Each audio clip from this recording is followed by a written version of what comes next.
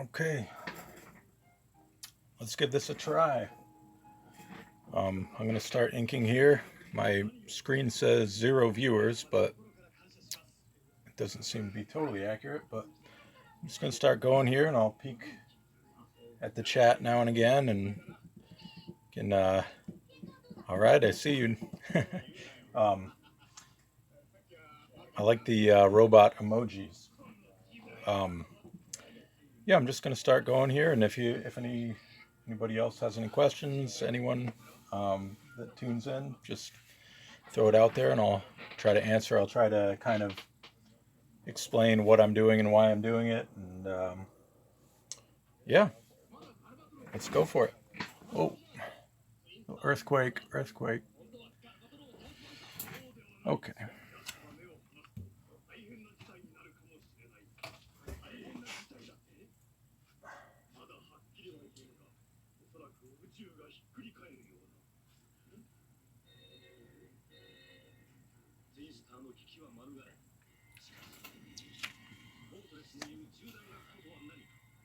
All right. So this Optimus I have here is it's actually for a friend of mine who I haven't talked to in years.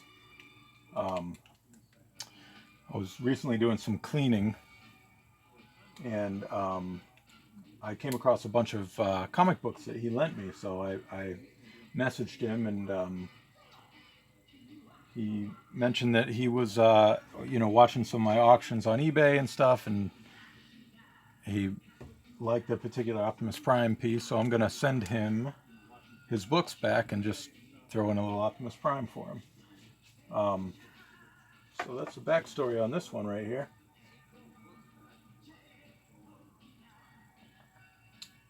So, as you can see, I already have this penciled in for the most part. I don't always get too detailed with my pencils, unless, like on a rare occasion somebody else is doing the inks, but that doesn't normally happen.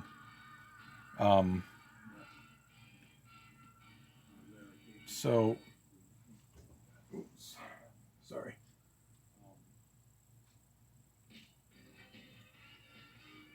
That should be better.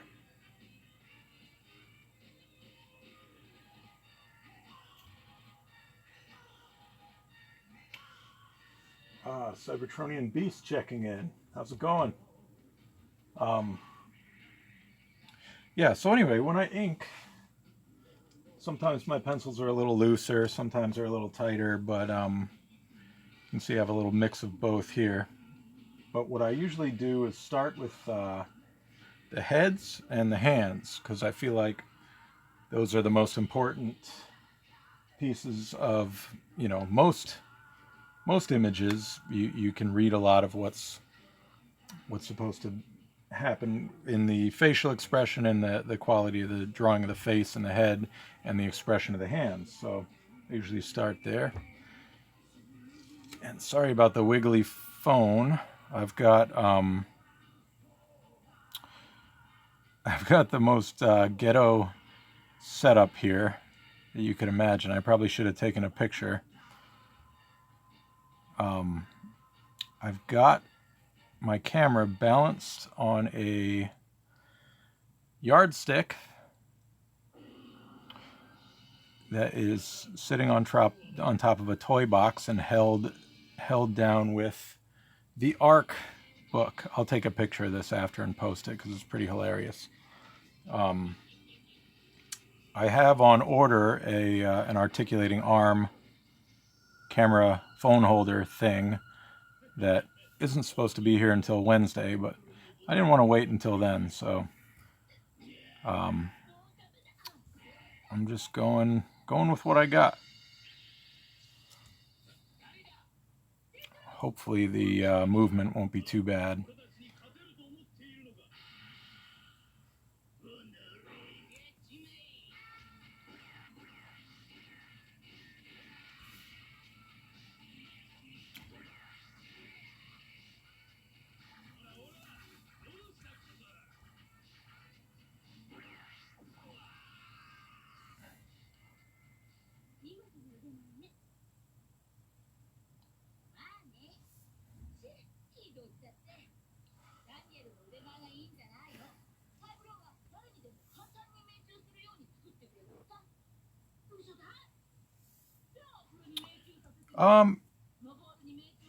Is live streaming I'd like to do more of. I mean, I think so. I don't really know. I guess it depends on like how well it goes over. I don't really know what to expect, but I've always thought about doing it. People have told me I should do it, and I figure now's as good a time as any, or probably a better time than any, to give it a try. I figure there's people out there that are home that might enjoy watching this. I'm home. And, I've got work to do now. Not all of it is, in fact, right now, most of it is not NDA stuff. Meaning, I can't show it to anybody, like when I'm working on a comic or the trading card game or whatever else. So, working on pieces that can actually be shown, I figure why not try streaming it.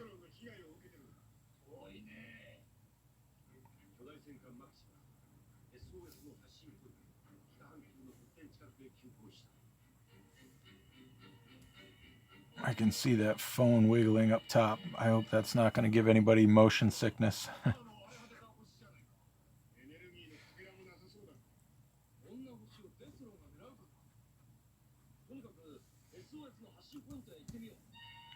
So I'm using the Micron 01 pen. And most of the time I like to use that to do my basic line work, and then I'll go back and hit some thicker lines to, you know, create some depth after I'm done with the number 1.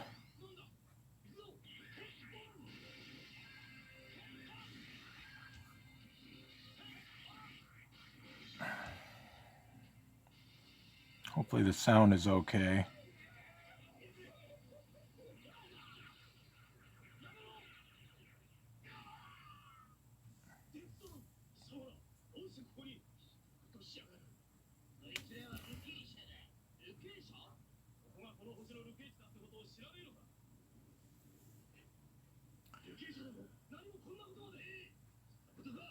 I love drawing Generation 1 Optimus Prime. It's just something iconic about Prime. A lot of times people ask me who's my favorite character to draw, and he's never really my answer, but he's pretty great.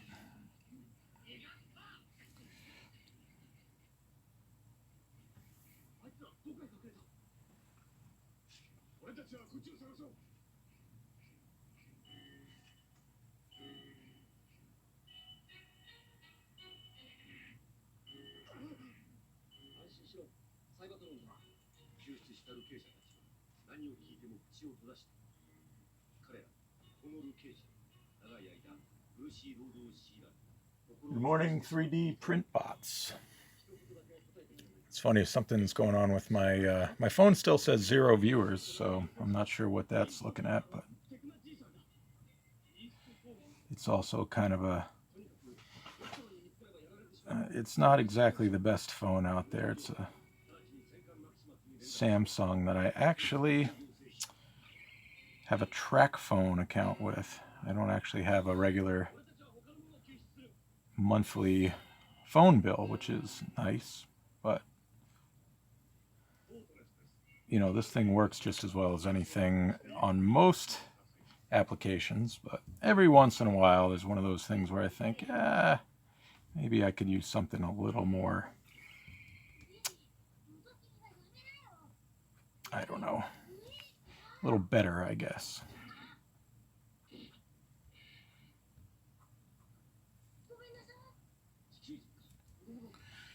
Well, those antennae, I'm just going to bust out the straight edge for those. Usually when I'm drawing these robots, any line that's longer than about an inch on the paper, I'll use the straight edge for. Like, I can do most short lines. I can make a straight line freehand. You know, stuff like this, I want it to, you'll definitely notice if the antenna are like a little wavy. So unless he's real beat up, I'll usually lean on the straight edge for that. Other thing on these windshield deals there, I'll just so their multiple lines are consistent, I'll use an edge.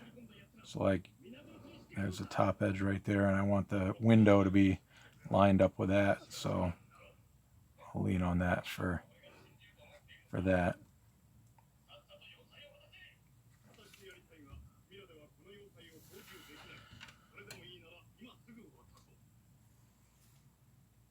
All right, we have Cybertopia Russia. Hello, are you actually in Russia? I don't know why you'd have your name Cybertopia Russia if you weren't. But I love the fact that people can communicate from all over the world. I'm pretty old, so I remember a time where that seemed impossible.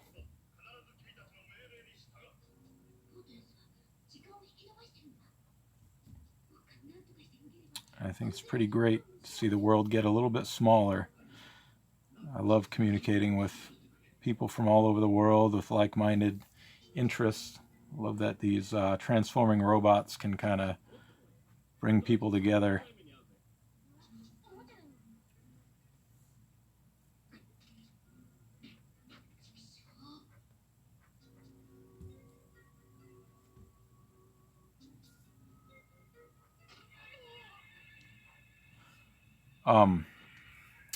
As I'm going along, if there's anything that you guys notice that, as far as like, you know, Twitch production quality or, you know, technical stuff like that, that I could be doing better, differently, or whatever, let me know, because I literally am just starting to figure all this out, and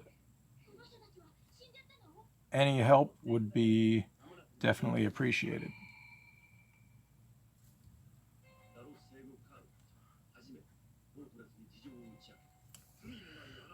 So, robot hands. Robot hands. I tend to put a lot of detail into them, which I kind of wish I didn't sometimes, but I kind of can't get away from it. Some of the recent, like, Generation 1 stuff I've done has kind of had a simpler version of the hands, but, you know, when I'm just kind of flying on autopilot, I'll usually get these little joints in on every knuckle, which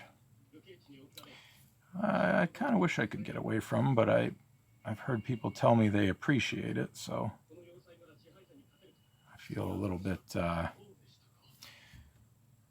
don't know, like it's the right thing to do, I guess.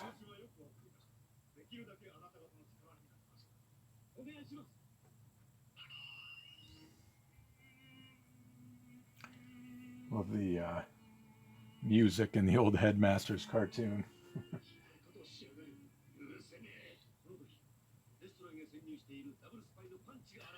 Who inspired me? Who inspires my robot hands? Oh, good. The video quality's good. That's nice. Well, let's start with the hands. I think I picked up little bits and pieces of this from different artists, you know, that kind of influenced me. But I know this part here I saw in some Nick Roche work. He kind of added that kind of flexor joint at the wrist, which I thought made a lot of sense. I just try to make them make sense, which sometimes they still don't, but that's what I try to do. I'm not sure, to be honest, where I picked up each little part of, you know, the hands that I do, but I'm sure it was like some Don Figueroa stuff and James Reyes and Alex and people that worked on a lot of the Dreamwave stuff from when I first started getting back into Transformers art. There's probably a little bit of all those people in there. I still take a lot of influence from a lot of the modern Transformers artists that do this as well. I look at their work and just kind of like, you know, see what they're doing well and what I might be able to kind of borrow from them.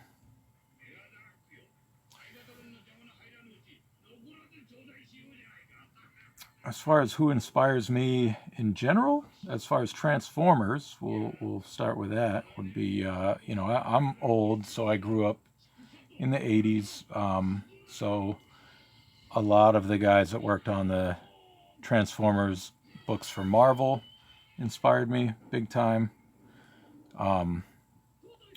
Andrew Wildman was a huge influence on me. I loved how kind of human he made the Transformers feel, which, interestingly, like, I wouldn't go for that in my own style. I like them to feel very robotic and less human, other than like mannerisms, I suppose. But he just packed a lot of great emotion into the work that he did, And I was like so into all of those stories back then, near the end of the Marvel run. US Marvel, I should specify. I'm guessing most of you assumed that. Um, so Wildman, Jose Delbo, Jeff Sr., Don Perlin, William Johnson, why am I blanking? Who did issue 7 and 8 of the US Marvel run. A lot of that old art, just like I have such a nostalgic feeling for. I posted some recently on Twitter. I just look at it and it's just like, I just love it.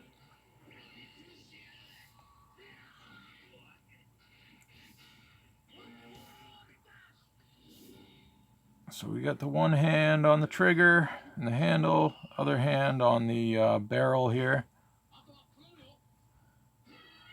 Hands are funny because robot hands specifically,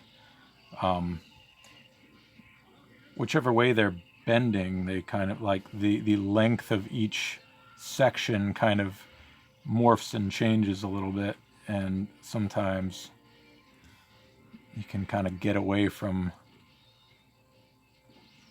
a consistent size, which isn't something I try to do, but it happens.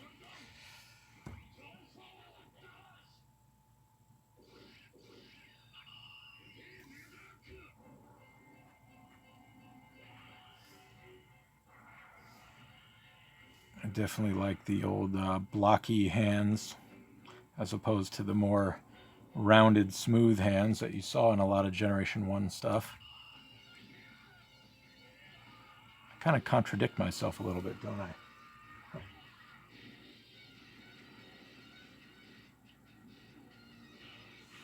All right, let's see. Who inspired? Yeah, I love that Headmasters kept that little the little transition thing.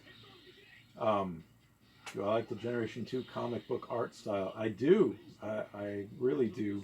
Um, it's a little heavier than what I do, but I really enjoy it. I thought for the kind of vibe of that comic, it really worked out well.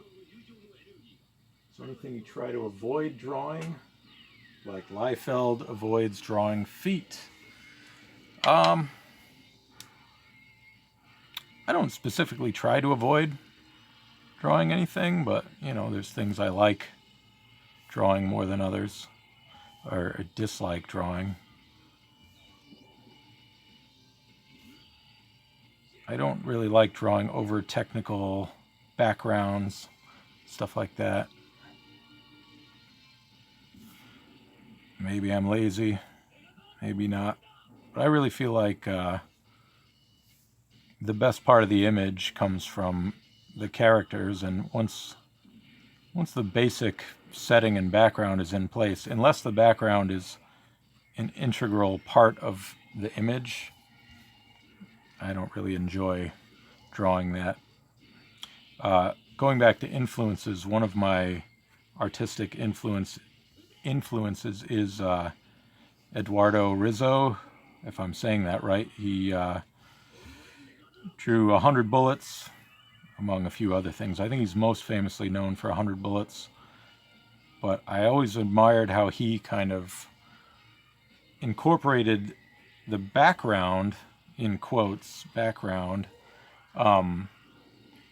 into the kind of into the picture itself. The background is as much a part of each panel as it is as the character is, which I really appreciate, and it's something I'd like to do a little more effectively.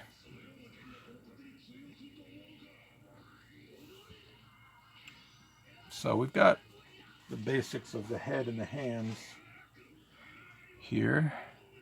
Let's do these little vents. I remember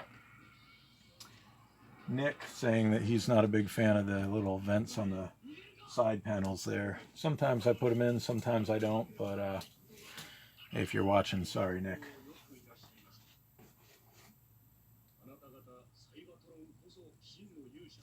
Yes, I am getting a positionable phone holding arm, but it won't be here until Wednesday.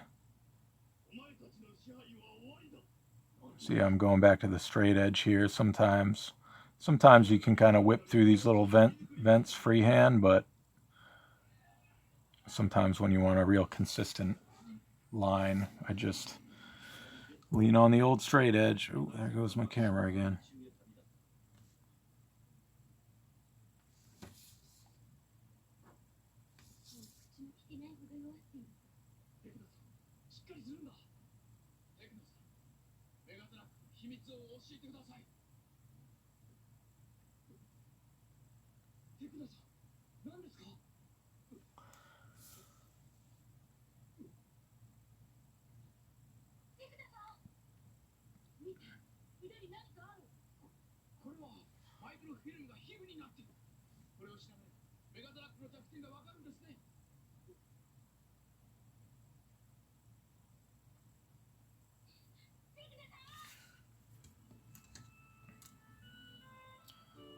I've yet to actually watch the full Headmasters series. I've watched an episode here and there, but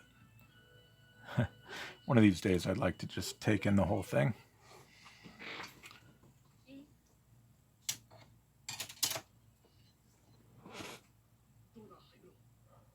How do I ensure the vents are spaced correctly? I don't. I just kind of eyeball it.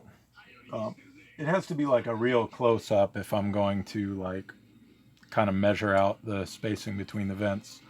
But usually I just kind of wing it.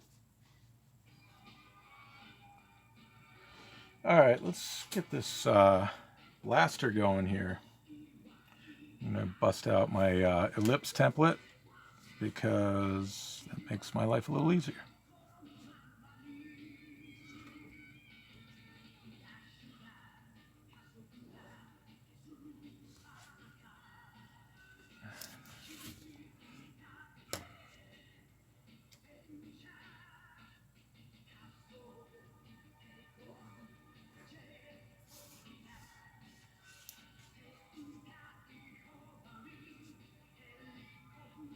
I love this little ending tune right here.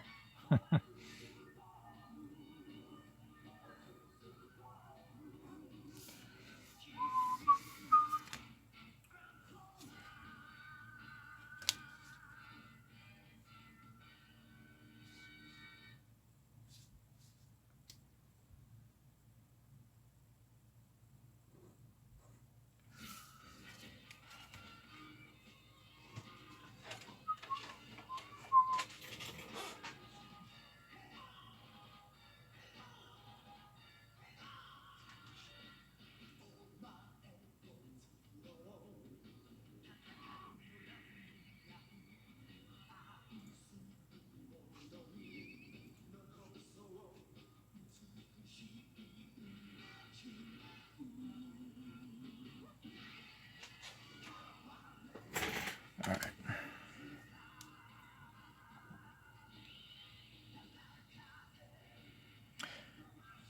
Again, this gun blaster has a lot of longer lines on it that I want to keep consistent, so I'm going to lean on the straight edge for that.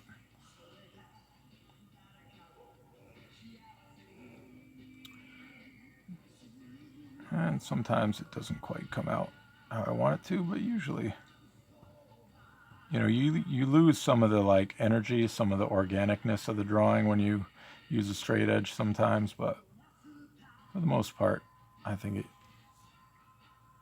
works to my advantage.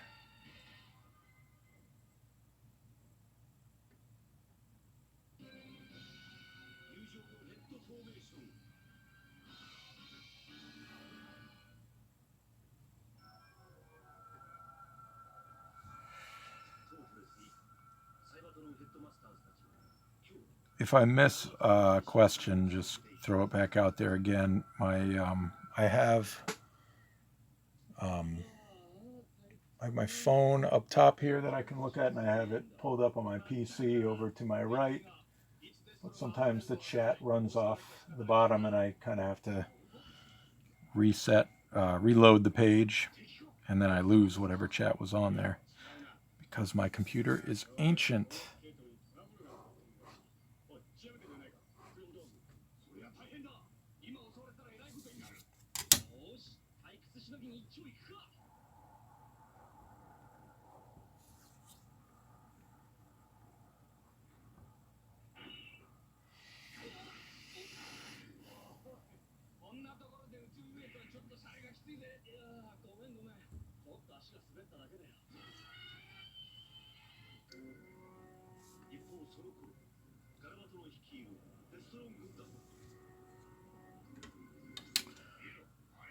So I'm going to throw a hard shadow on this gun at the bottom. It's going to kind of meet up with this little joint that doesn't make a lot of sense. So just kind of mark that line, do the old X there to remind myself to color that in later.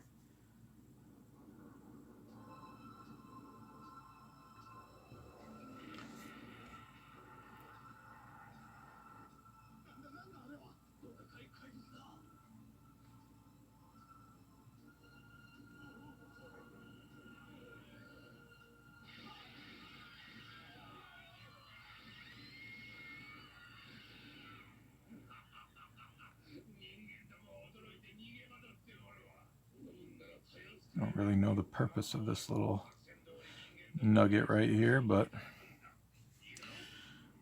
I'll toss it in. I think that's one on his G1 blaster, or at least the character model.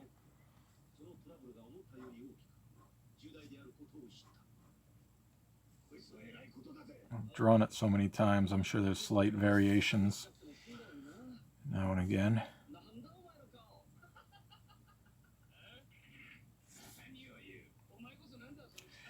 Maybe I'll give him a big Liefeld gun one of these times.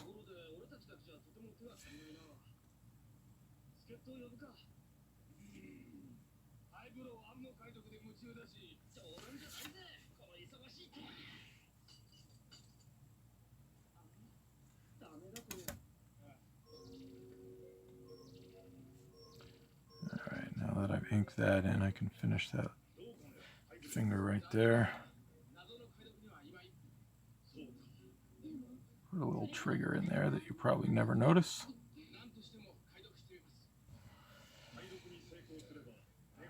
Okay. Let's throw these little vents in here. Again, just sort of eyeballing the distance between each one.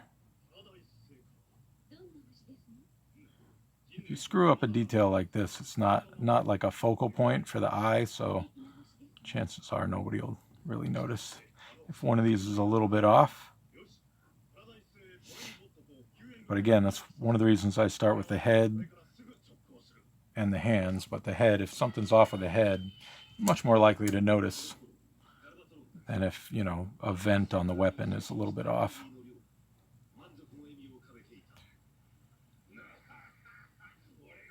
Oh, I love Galvatron's Japanese voice.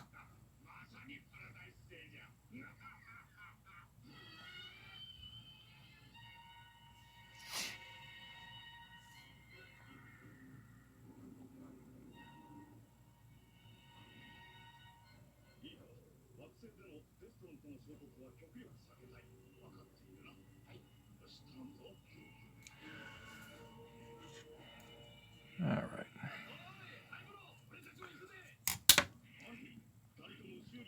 Let's just get his forearm in there before I abandon this straight edge for a while.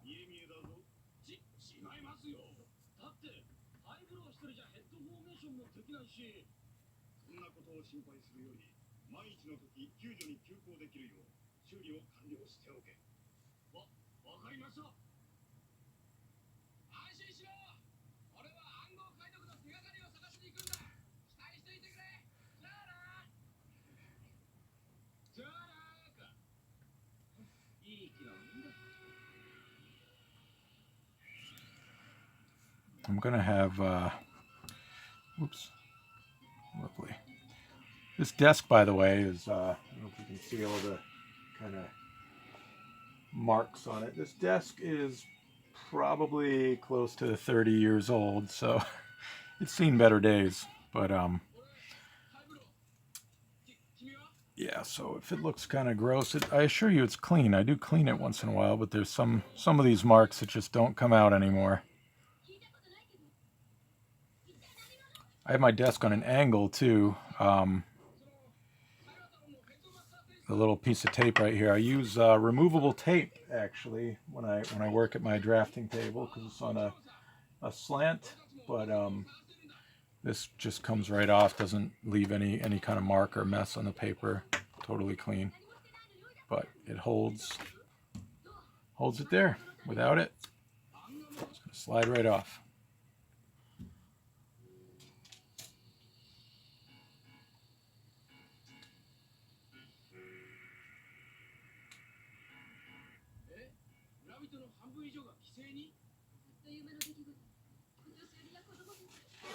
Let's see, your antenna.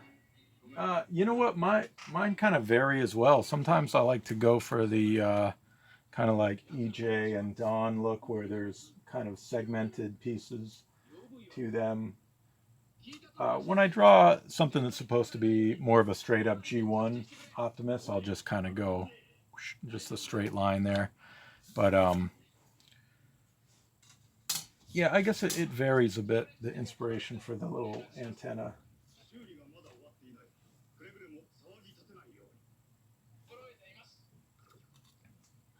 Sometimes I'll use a straight edge, sometimes a curved edge. Curve kind of just adds a little bit of life to it, like if I'm going to do a long line there. Because, you know, if you were to draw something in perspective, things kind of like bend and curve with the curve of the earth if it's supposed to be a large surface. So sometimes a curve I find is a slight curve is a little more pleasing to look at than a straight edge, but I'll use a mix.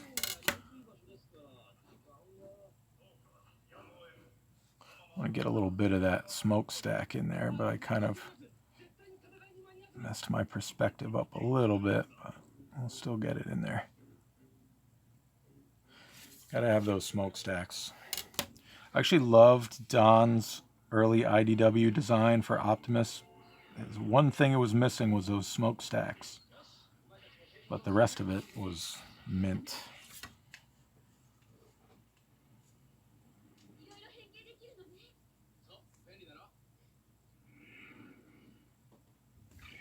Let's do the Autobot symbol here. I've drawn this many times.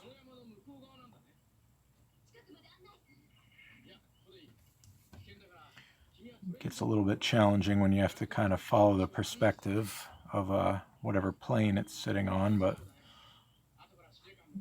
gotten a bit used to that as well.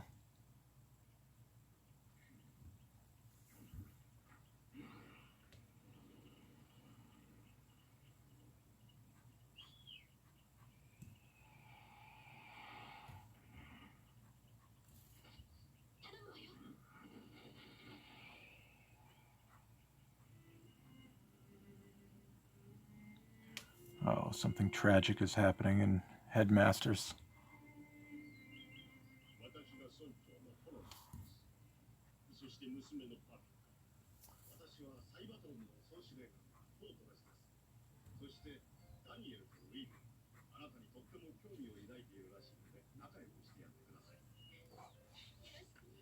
Yeah, I'm gonna have to figure out what's going on with my little phone feed here. It's still telling me there's 0 viewers.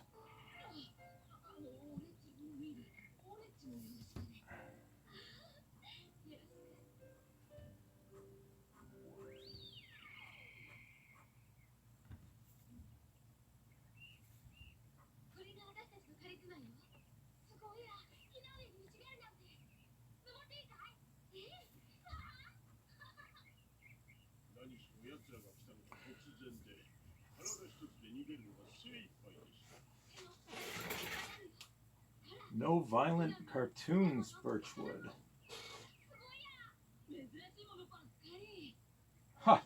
came back with bayformers. Well, that was a big change then, I guess.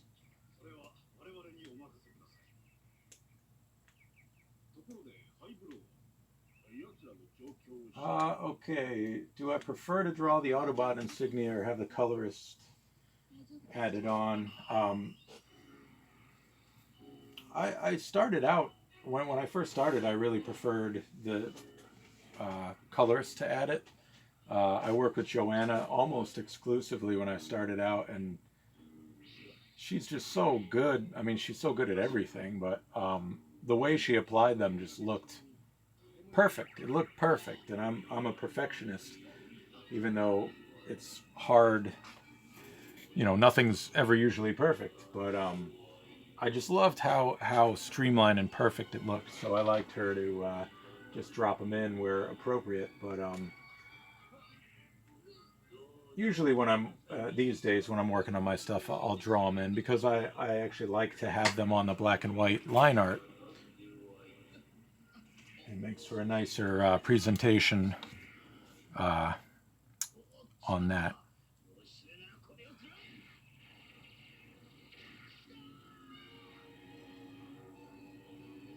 A little consistency here.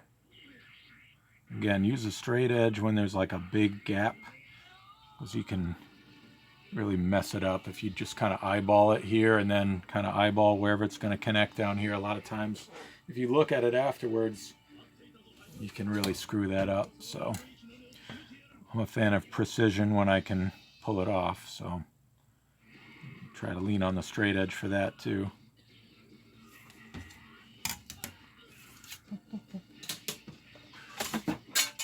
Oops.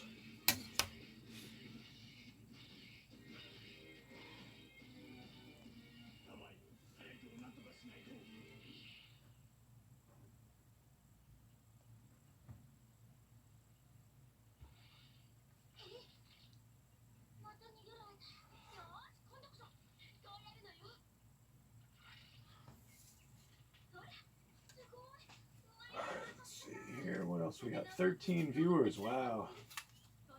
Look out, Walking Dead. What's the top rated show on TV now? It's not Walking Dead anymore. Ninjatron. Hello, Ninjatron.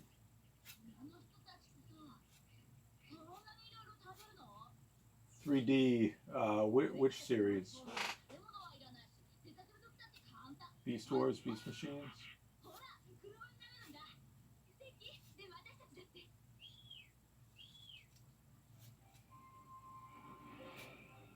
Oh boy.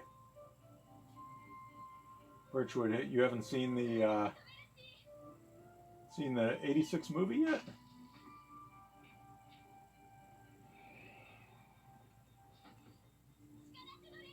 Who would you say is the Iverson of the Transformers universe? Wow, that's a good question.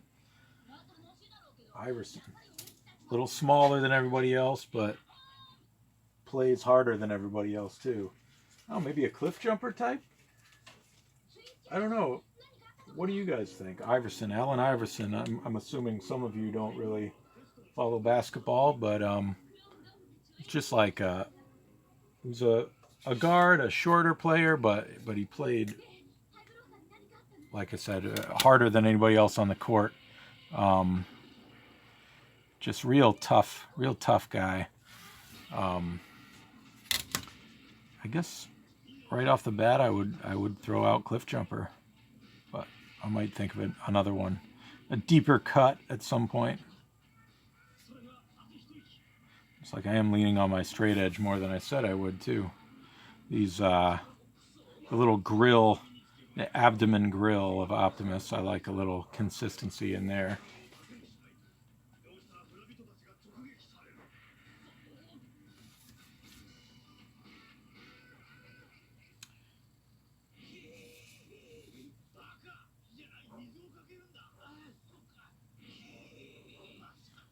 So I'm thinking of doing this stream, at least to start, maybe try a Monday, Wednesday, Friday. Maybe the same time. Maybe I'll try with different times because I know there's a lot of different people tuning in or that might potentially tune in from different time zones. Is anybody that's watching this now, is this kind of an odd time for you? Would you do better at a different time? I know there's not going to be a universal answer. I'm just kind of curious.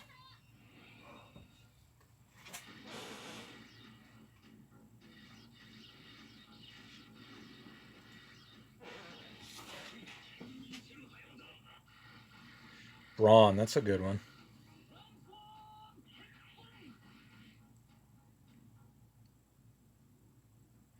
Sorry for the wiggle here. I got to get rid of a message from my wife.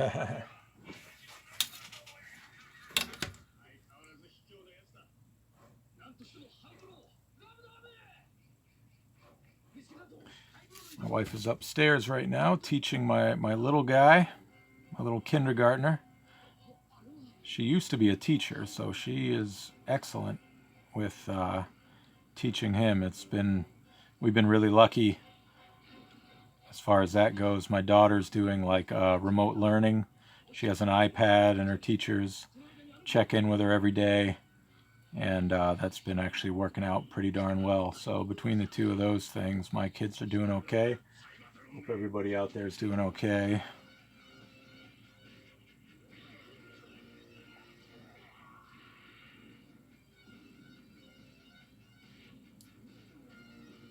Looks tedious, doesn't it?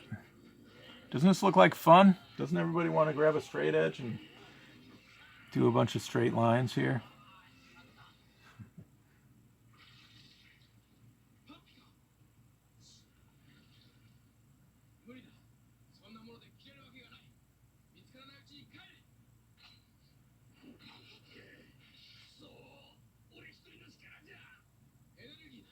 One of these days I'll do the actual pencils on here too, so you can kind of see how I start out. A lot of times when I'm working on my covers and things like that, most of the time I will actually do the pencils digitally, so you know, I don't quite have the hookup to, like, you know, stream my digital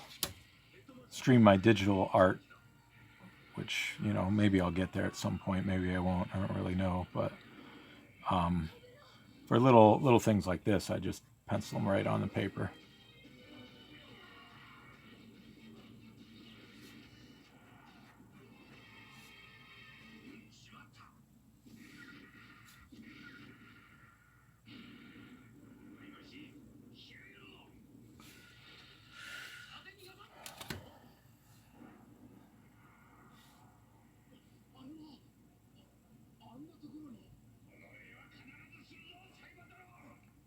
See, there's Galvatron, I can tell.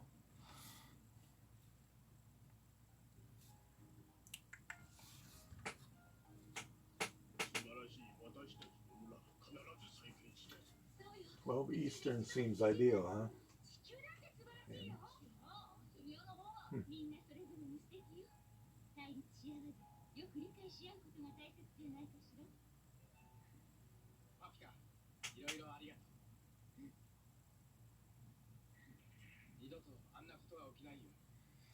Hey, never too late to start, you know.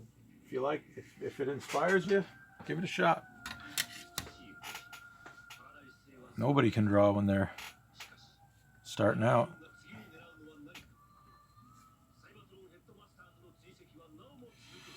All right. Sometimes on the little hip joints, I add these little vents or whatever the heck's supposed to be going on here. Yeah, the G1 model just had the, you know, like robot underpants, for lack of a better term. But I find that looks a little awkward, so I'll usually add something to the hip area.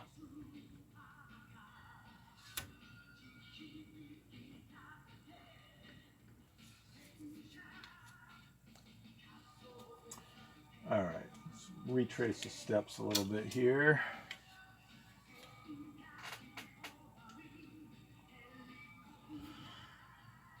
So I originally had the wrist kind of right here, but I think I kind of didn't follow my pencils quite how I intended. So really the arm, the forearm piece would kind of be here. So I've got to kind of imagine how this piece, oh, that really is wiggling there, how this piece would come out to meet it. I'm going to make it all in shadow anyway, but I want to make sure it's somewhat accurate. You would have the, you know, the top part of the arm going out here, connecting to the forearm, like somewhere like that, elbow around here. You can kind of fudge it a little bit, but I think that's probably pretty good. I'm just gonna make that black. Maybe, I don't know.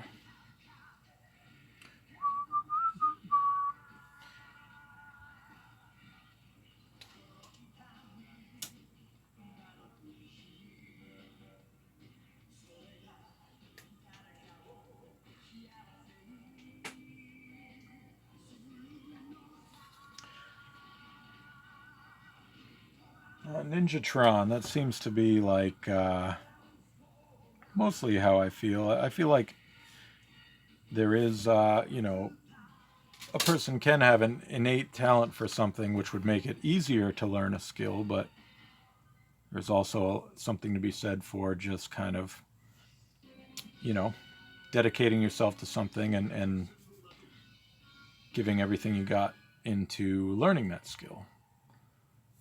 So my own thoughts is, yeah, it's a little bit of both.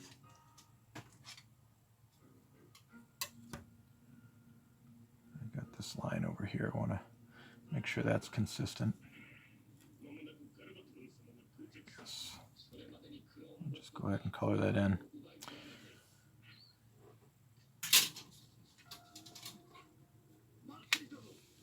All right, I think we're about ready to get rid of those pencil lines, but I'm just going to add a few little extra details here. I can't remember where I first saw these little grooves drawn onto the kind of magazine area of Prime's gun here, but I like to add them in now and again.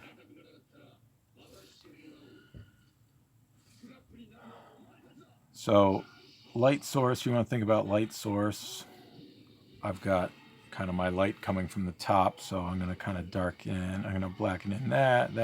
Anything that's towards the bottom where the light wouldn't be hitting, I'm going to kind of bottom part of the fist right here. I'm going to kind of black that all in, black it out. Maybe this needs a little bit of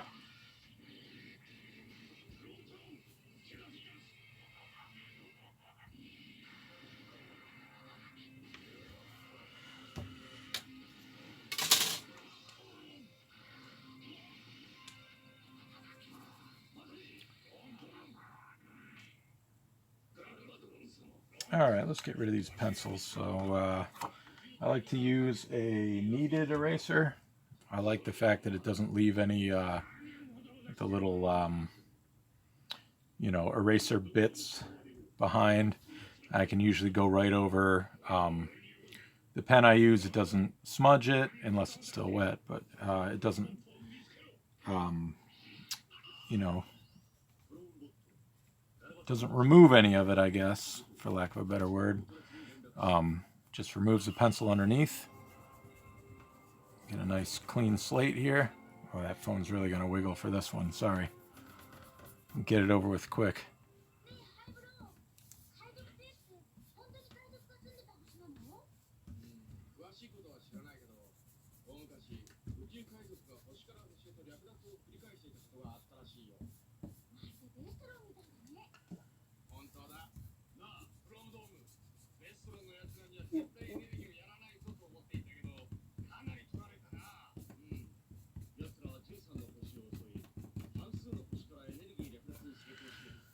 All right.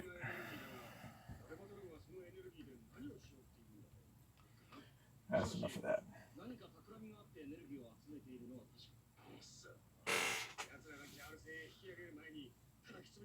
How long will my pens last? I try to get a little more life out of them than I probably should.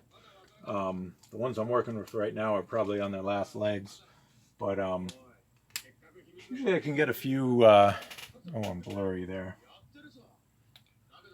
Usually I can get a handful of pages or covers out of a.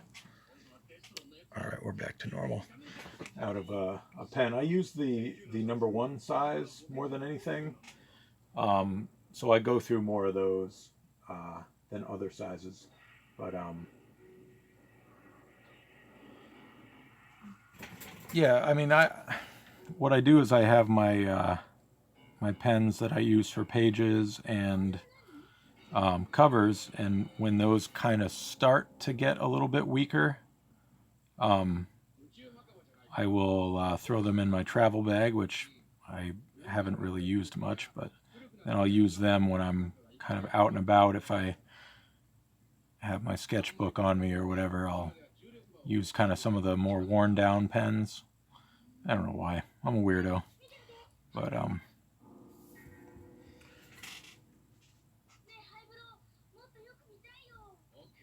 Metroplex held the webcam. Huh. Interesting. Yeah, I'm guessing once I get the articulating arm, it still might wiggle a little bit, but I don't know. Maybe I'll get. I was looking at tripods also, but I want something that'll really hover over the table. So I don't know. If I keep doing this, I'll figure it out. So what I'm doing now is hitting all the shadow. On a larger piece, I'll use a like a Copic marker. You get like really big spaces with this. This is a little overkill for this, but if this was all going to be blacked in, I'd use the Copic for that. But it's like to hit the large spaces so I don't kind of wear down my my little pens and take forever trying to fill that in. But we don't need that right now.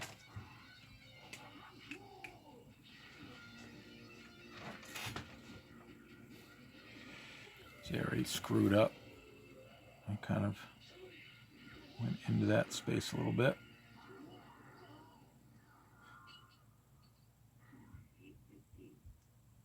I also wind up turning my art a lot, which hopefully that's not too annoying to look at, but it's easier to do a line when you can have your wrist set in a certain direction. So if I try to keep the piece stationary, that would be much more difficult.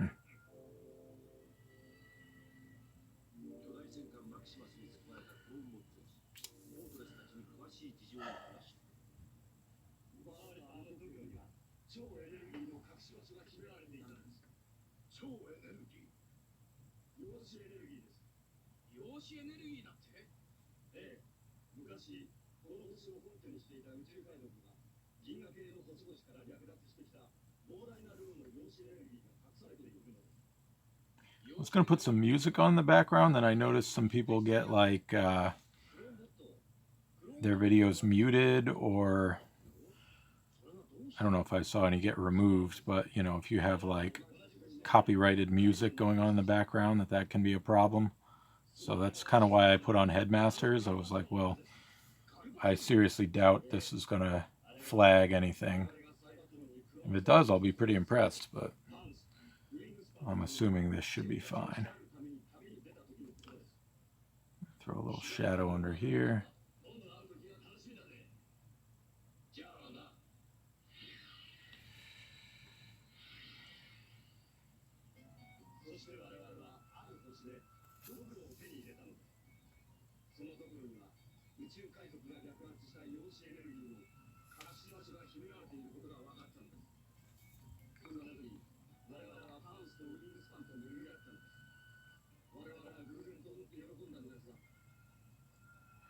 Probably should say this is a zebra pen. I got from jetpens.com. It's where I order most of my pens. I kind of alternate between the zebra and the Kuretake brush pen. I like the wider brushes from zebra and the thinner brushes from Kuretake. Hopefully I'm saying those right.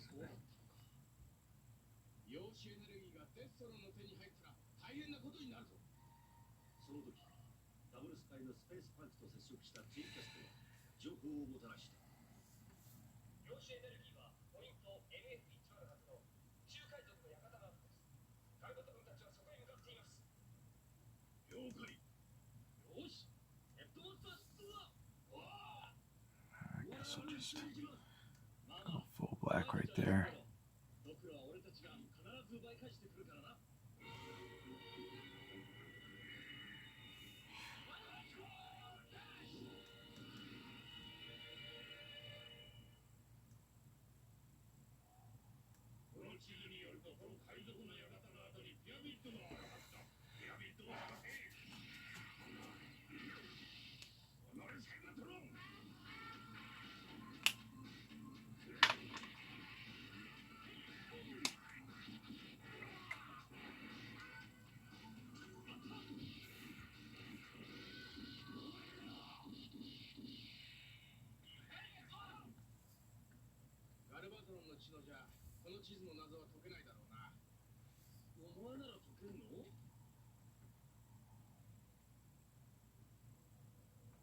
Should be going a little faster. I'm just kind of like, oh, I'm just kind of taking my time here.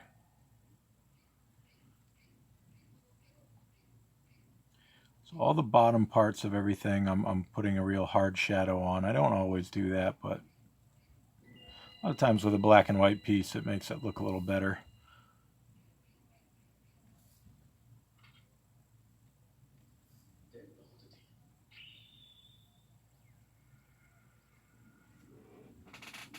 Let's see if I can, hang on a second.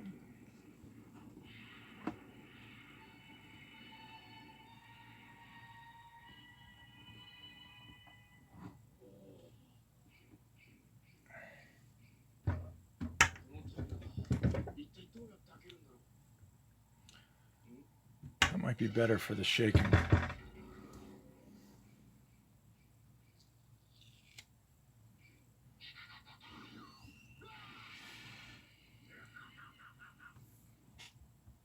Thank you, Ninjatron.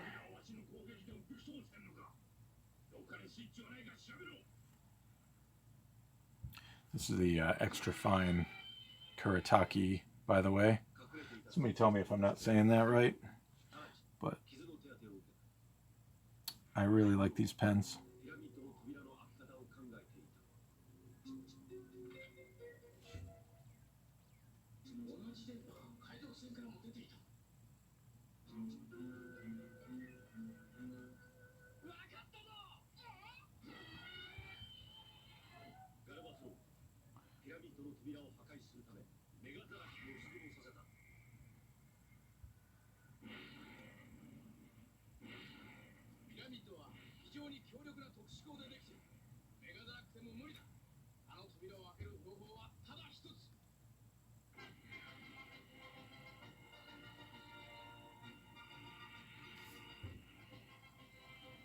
Music is amazing.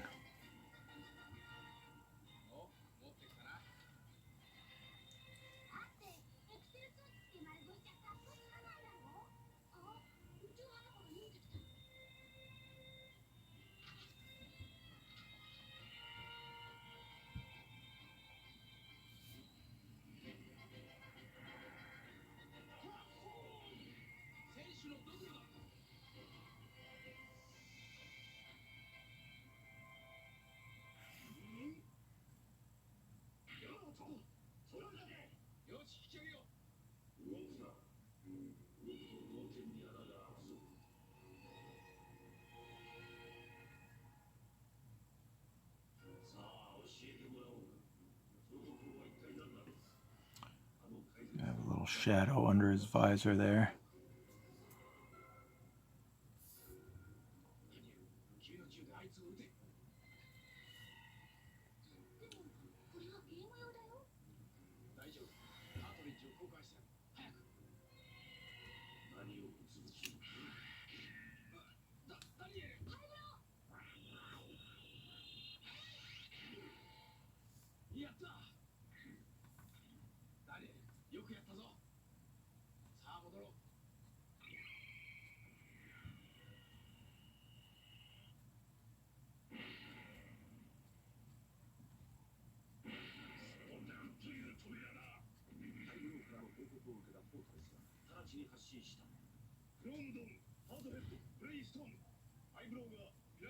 Ooh.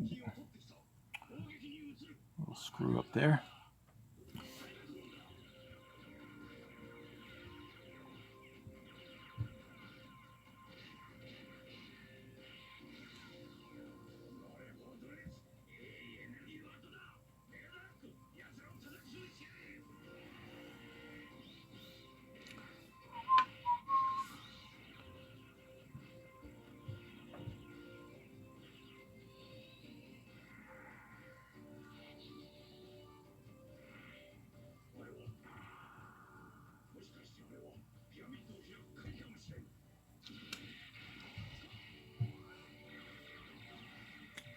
Starting to come to life a little bit.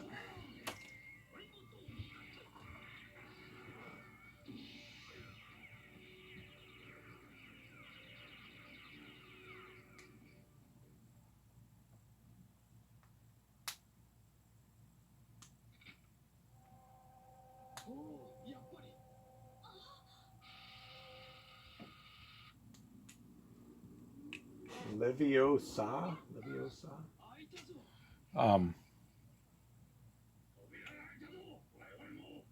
Retail incentive covers.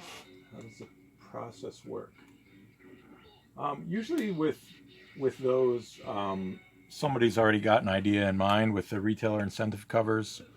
The first one, the most well-known one, the killing joke, that idea was presented to me right off the bat.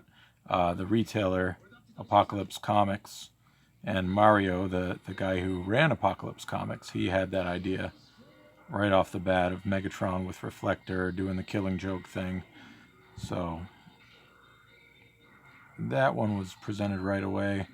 I think some of them came up more organically, but like with the album cover ones, the David Bowie was John Barber's idea. The Sgt. Pepper's was James. He knew what he wanted to do. Trying to think what else there is.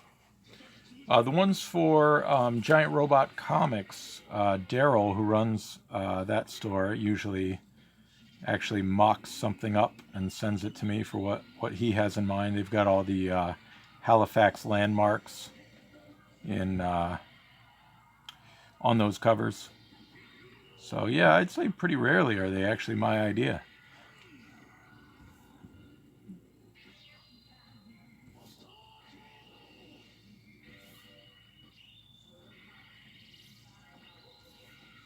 I'm trying to think what else there's been.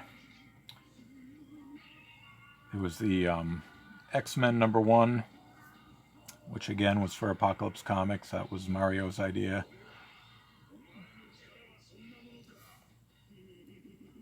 Yeah, I guess I'm pretty unoriginal.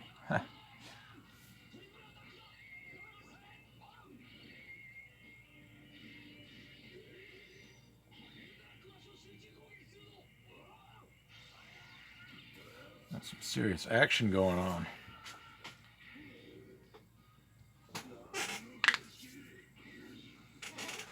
Sorry about the knuckle cracking. Jurassic Park. Yeah, that was the retailer's idea as well. Heroes and Fantasies in San Antonio, they approached me with that idea, which actually had already been done on one of Mario's covers, that I kind of forgot about / didn't realize when I was working on it. But we're looking a little blurry there, huh?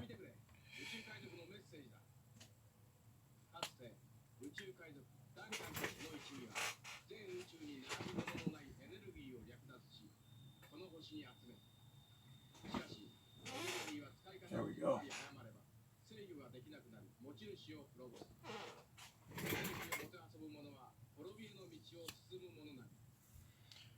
Alright, so we'll throw a little bit of shadow under this plane right here.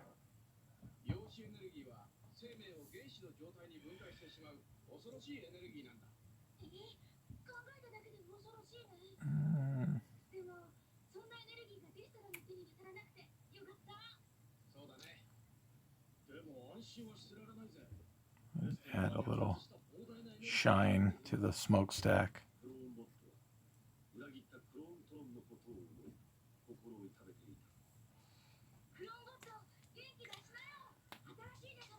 All right.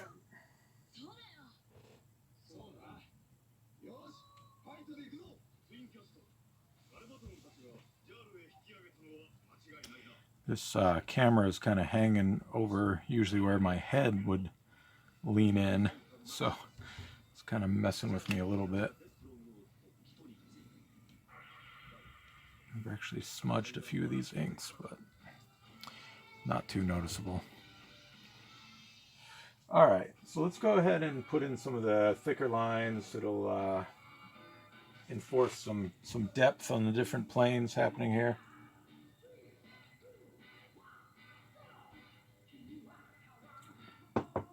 It's like when you want to separate a piece of it from, you know, separate parts of the image, I guess. And where is my little triangle there?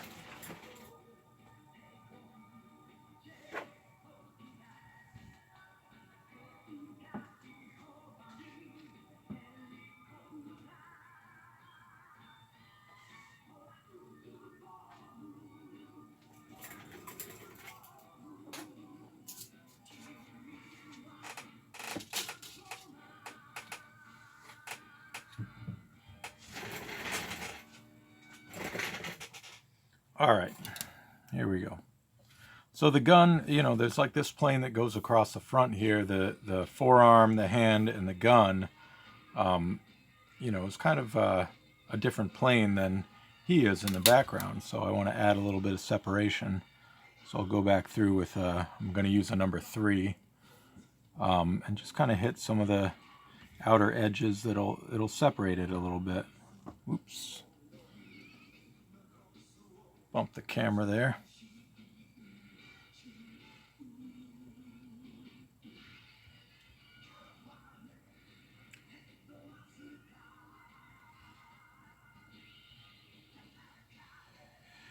Sometimes you can kind of fix a few mistakes at this stage too, like if you overlap a line on the edge, it kind of like will disappear when you do this little stage here.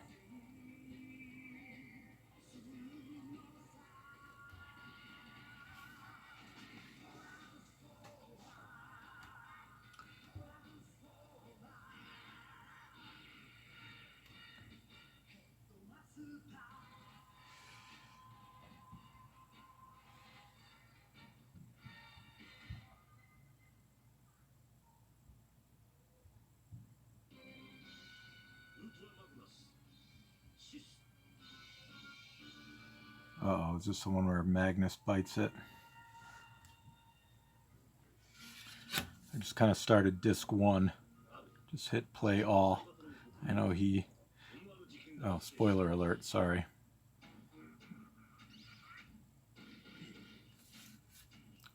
Just say he doesn't have such a great time.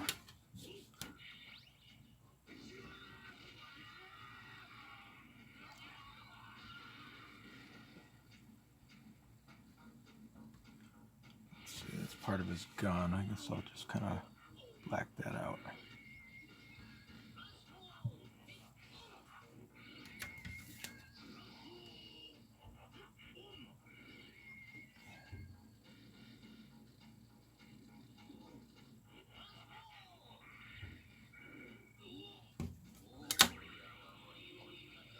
So you see this line's a little screwed up. I don't know how much of that you can pick up, but it's kind of like use the thicker line to smooth that out a bit. We'll separate his little waist line here from the midsection.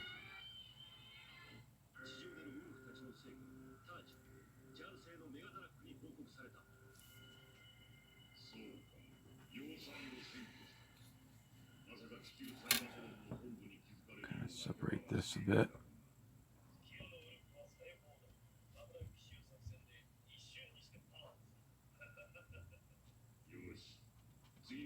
That angle for the camera, I guess. Sorry about that.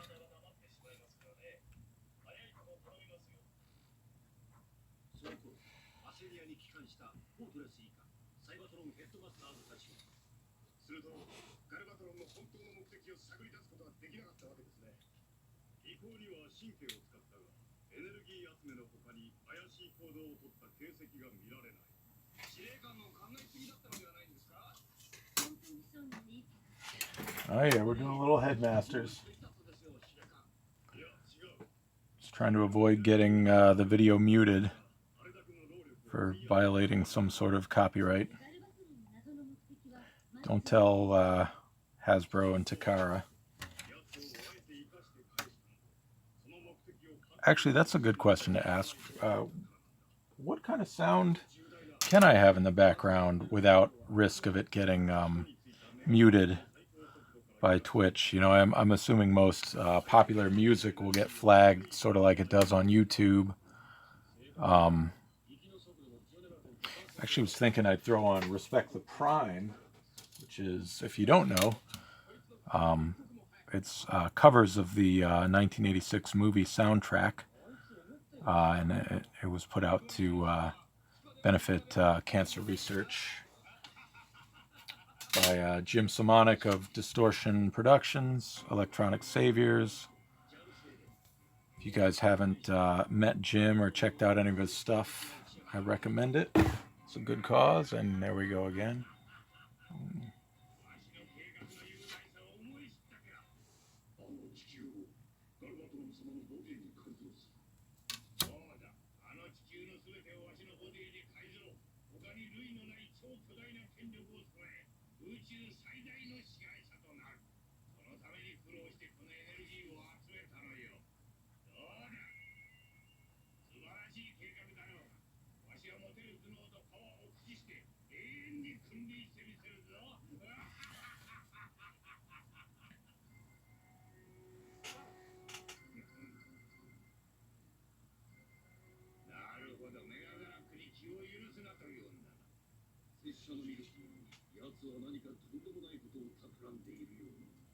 Nice plug, yeah. That was so organic.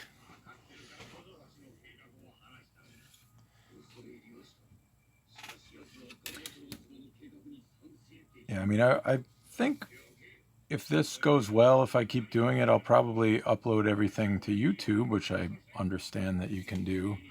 And I know they could flag it after the fact for having some sort of copyrighted music in it. Like if I throw in my Queen music on shuffle, that probably won't go over too well. But I'll figure it out.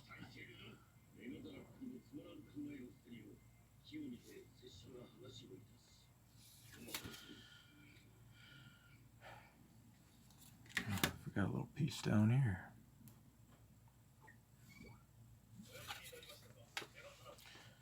All right, it's looking pretty good so far.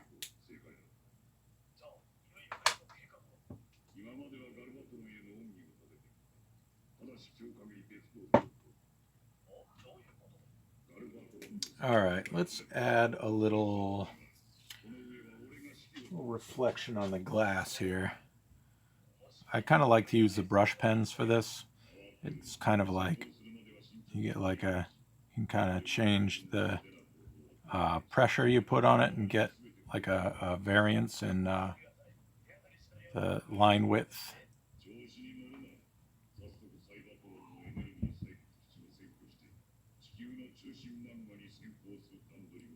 Sometimes I like the way this turns out, and sometimes I don't.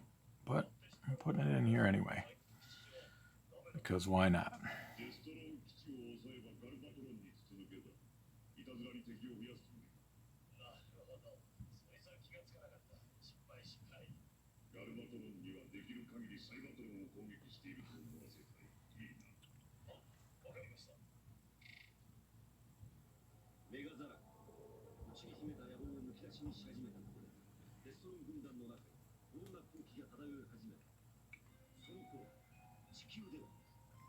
I think sometimes, even though this isn't a reflective surface, sometimes I like to add kind of a second layer of like a shine for a rounded surface.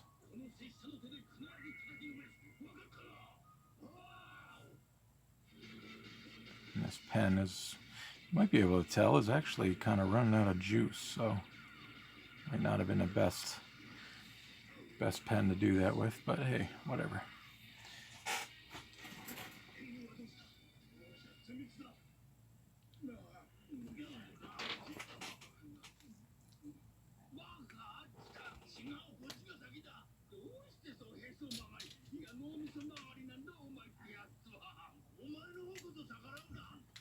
Seems to keep going out of focus.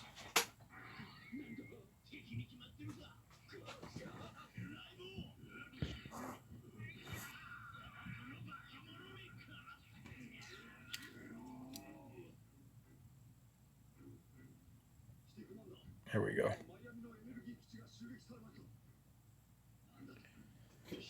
All right, we got the Respect the Prime playlist. Very good.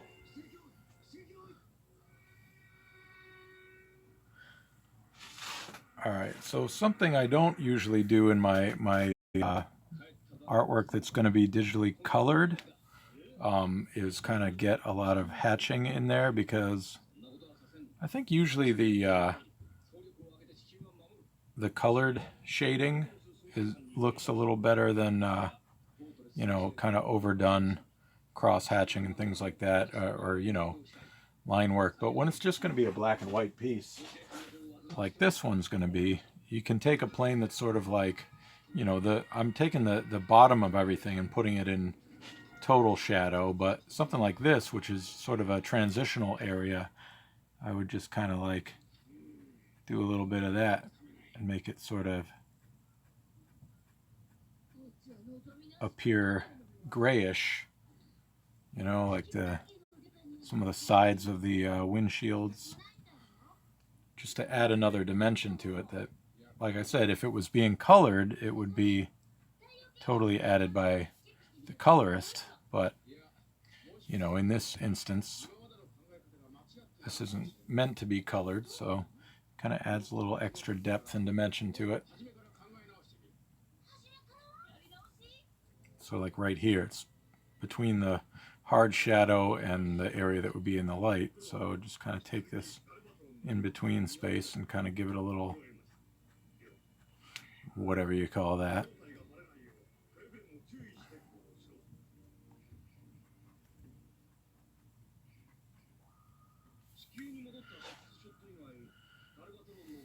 Like right here is a good spot for that.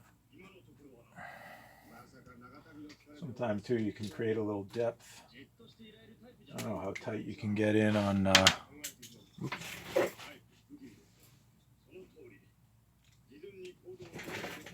like right here in between each of these little vents here, just get a little touch right there.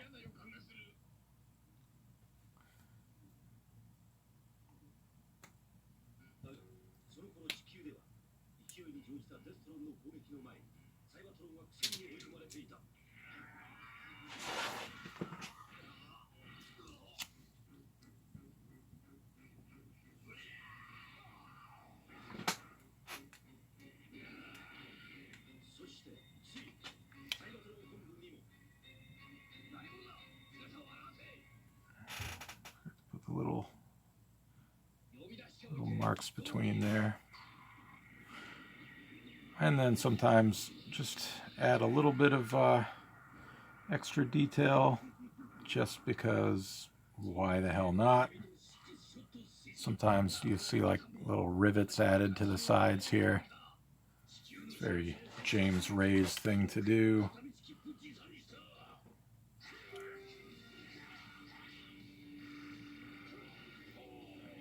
I like to add a little, you know, some scuff marks and some, you know, these guys have been through a war, so they're not always totally clean. So just add a few little lines on the edge of some areas. Some hatching. Sometimes with the light source also, like, Again, something I don't usually do on my published pieces because a colorist would add this, but say the light's coming down from the top. So you've got, you know, this piece of his forearm would be pretty much in the light, but the hand would cast a shadow straight down, so I can kind of do some of this. You could do that with like you could do it all black as well, like a solid black, but either way it can look pretty cool.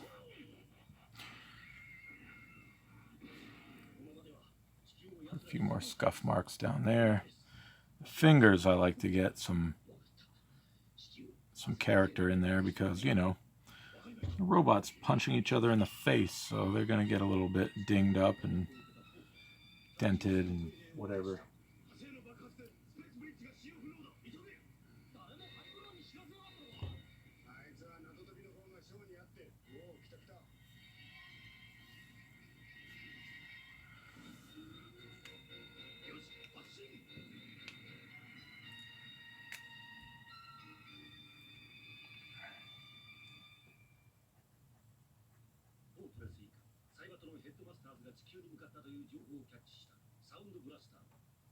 Ooh, Sound Blaster.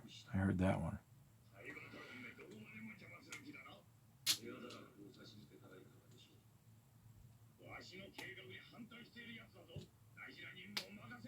Is that Jim checking in? Electronic Saviors.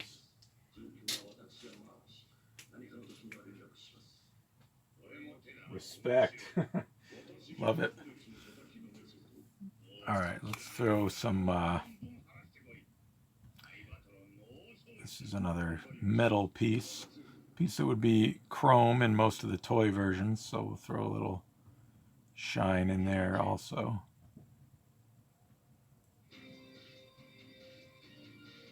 Let's try to keep the angle consistent, which, as I say that, I realize I screwed it up a little bit, but hey, whatever.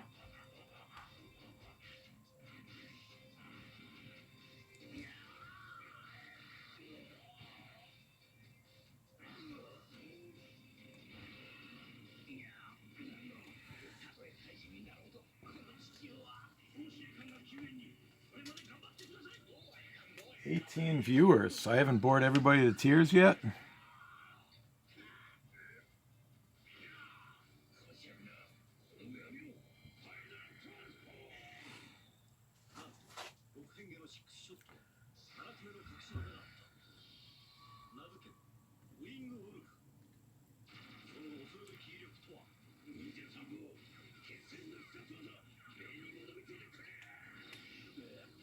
All right, Ninjatron. We'll catch you later.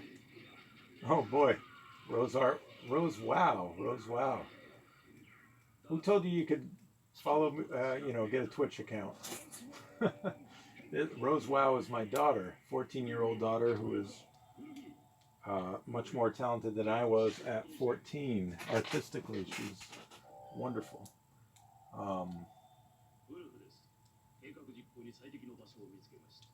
Someone who knows what he's doing. Well, just barely. Have a good one, Ninjatron. Thanks for tuning in.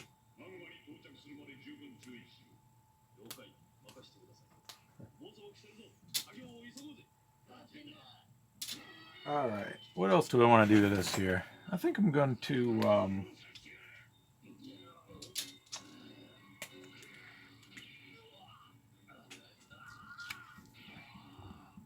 kind of darken these in a little bit.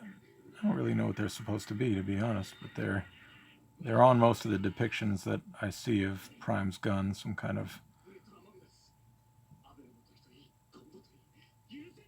indented parts on the side there.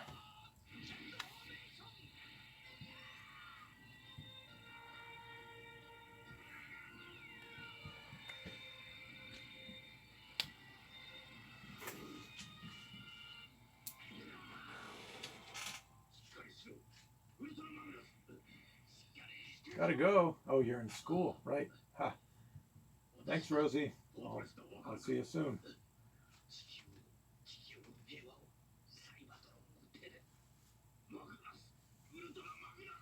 I forget my daughter's actually in school.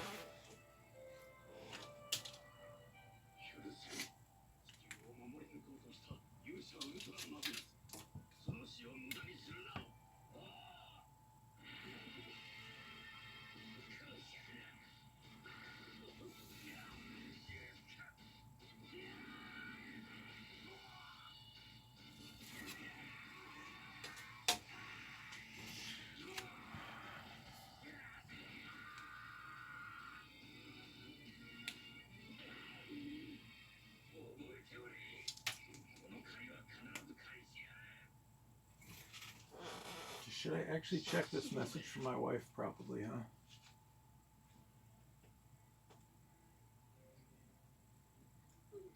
Oh, cute.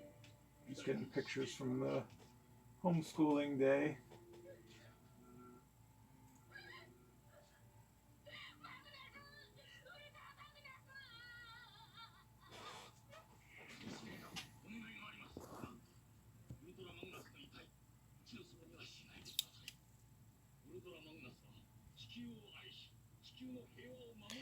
And we're out of focus again.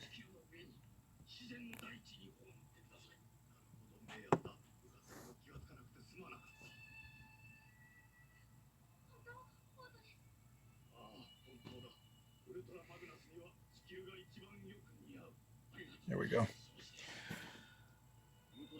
I think I'm going to throw in some of this kind of, I don't even know what you call this effect that I've done on a few pieces here, just in case anybody wants to see how I do it. I use the, what would this be? It's a medium zebra brush. Kind of just do a little freehand, quick, like swipes inward. Kind of like gives it a little, I don't know, little flair.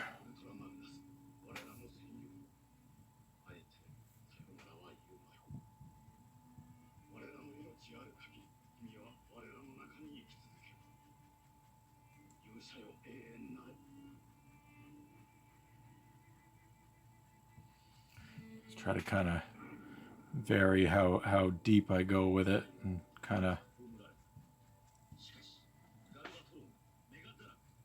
go around the edge here. And like I said, this is a little older, a little more worn out, so you get some like fraying of the brush that actually adds a little bit of what's the word I'm looking for? Like it, you know, it's not just a solid black, it kind of grays out towards the end, which creates a little bit of depth, drama.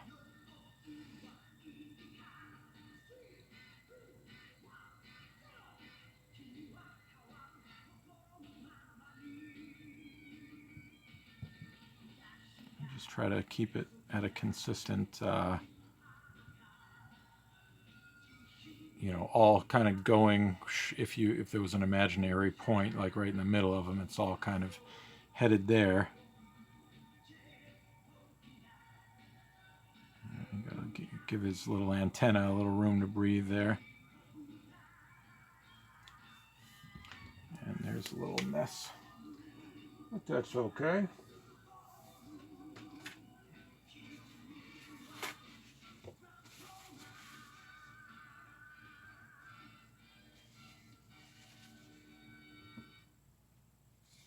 Just get a little wet tissue there.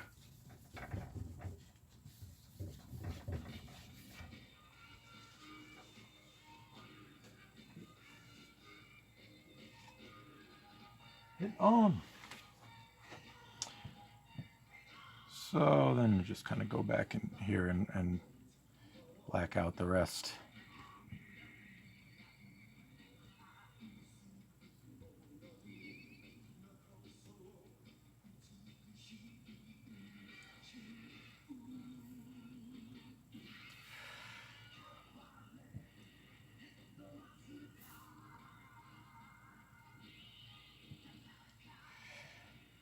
Antenna or the smokestack here is going to sort of break the rules a little bit, but that's okay.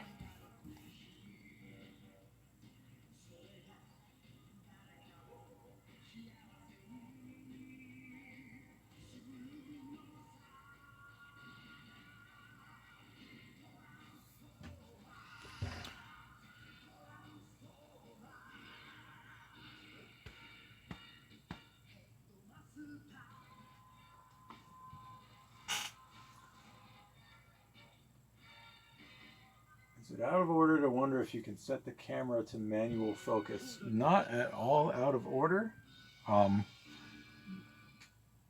And I actually appreciate you putting that thought into words, because I wouldn't even know um, what to call doing that. But yeah, that's definitely something that I would like to do. I don't know if that's a Twitch setting or a camera setting, but I will figure out how to do that at some point.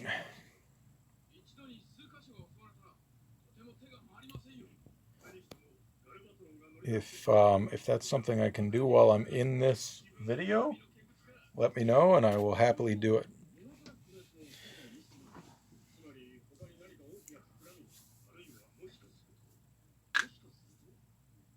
Sorry about the knuckle cracking, it's a bad habit.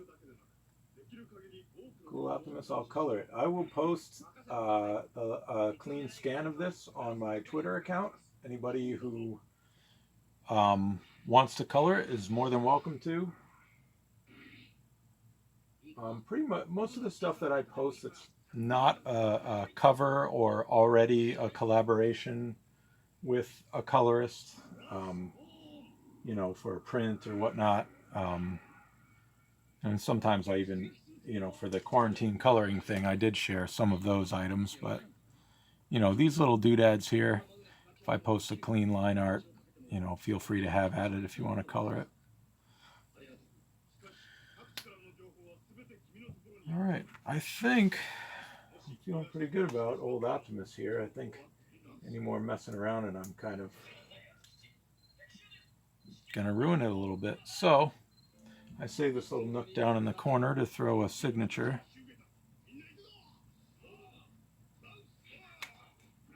I think he's looking all right there. Maybe I'll just throw a few more little shadows, little details in there to solidify some depth.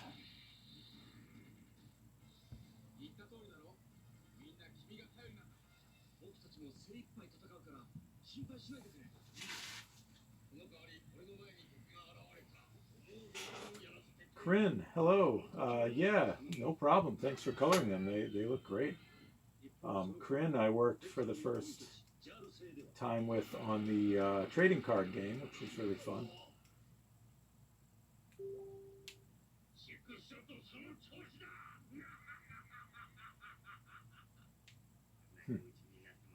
Yeah, I'm glad people are enjoying the coloring thing. I didn't actually I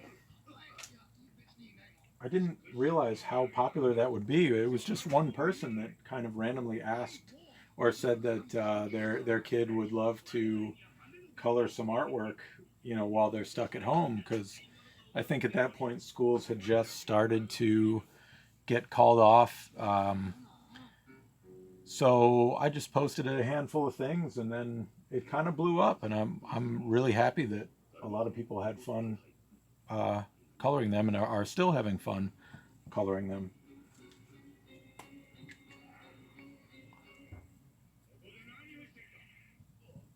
I know what I can do. Why don't I take some white out?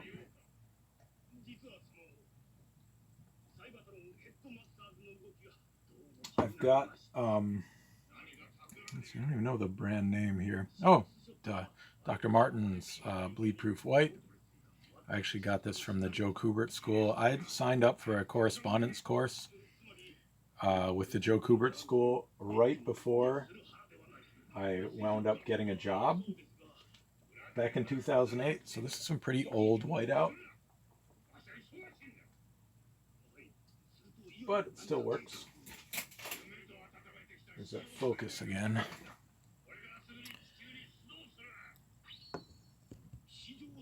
I will go into my camera settings and figure out a manual focus thing once this is all done.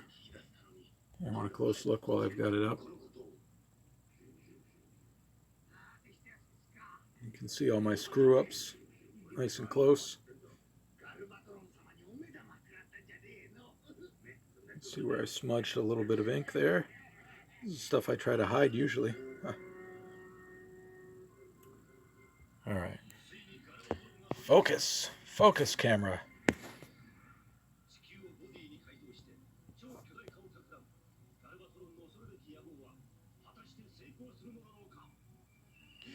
All right, well, I got to work that one out.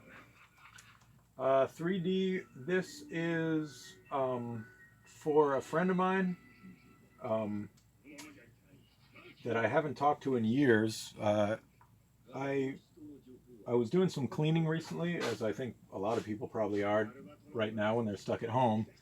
And I found some old comics and graphic novels that belong to this friend of mine who, like I said, I hadn't spoken to in years. So I messaged him and asked for his current address, and I'm going to send his books back to him. And he was talking about how he had looked at some of my auctions on eBay and was thinking about bidding, and I was like, oh, I'll hook you up. So I'm going to toss this in with his books that I'm sending back to him. So this is kind of a free gift.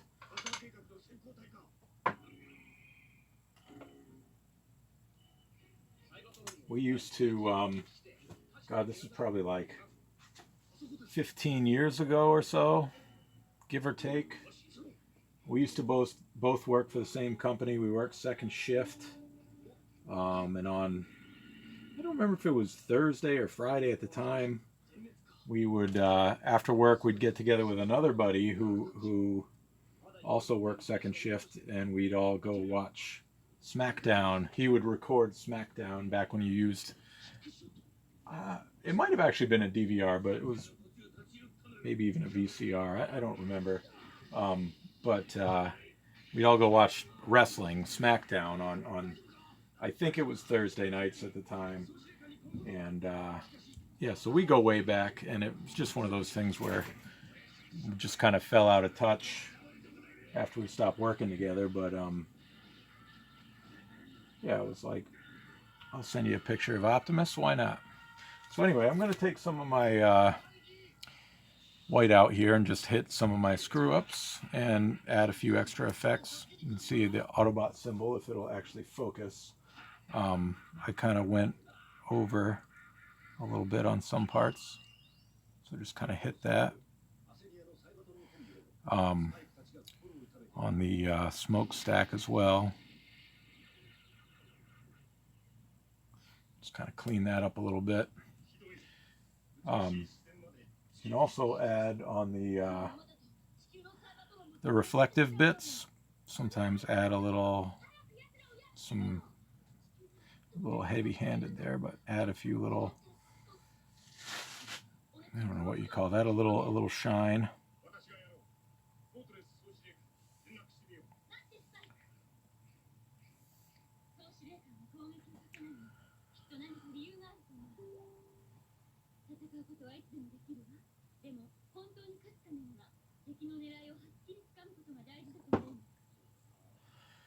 All right. I think I'm going to call Optimus here. I think he's done. Hopefully that was fun to watch. I was planning to go until about noon. I wasn't sure how long that would take. I don't know if there's something else I've got kind of partially done that I can work on here, but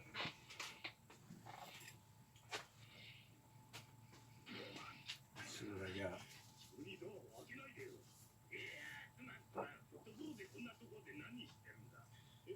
The only partial thing I've got is one of the few things left that I can't show to anybody, so I won't work on that one. But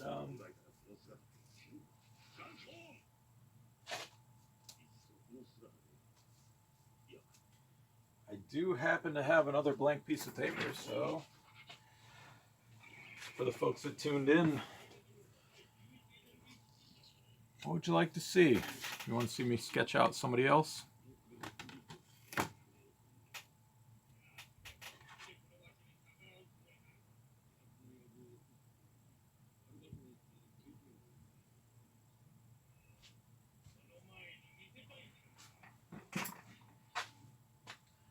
Got my Soundwave and Prowl kicking around here if you guys want to closer look at those. Soundwave is up on eBay now.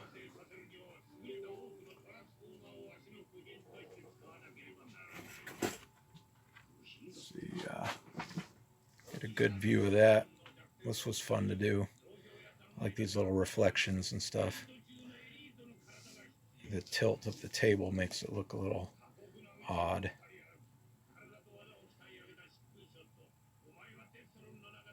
Yeah, the whiteout. I use the whiteout to get all the stars in the background and everything.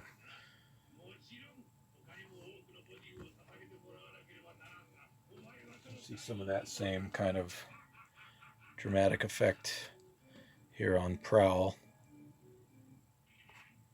The brush pen strokes there.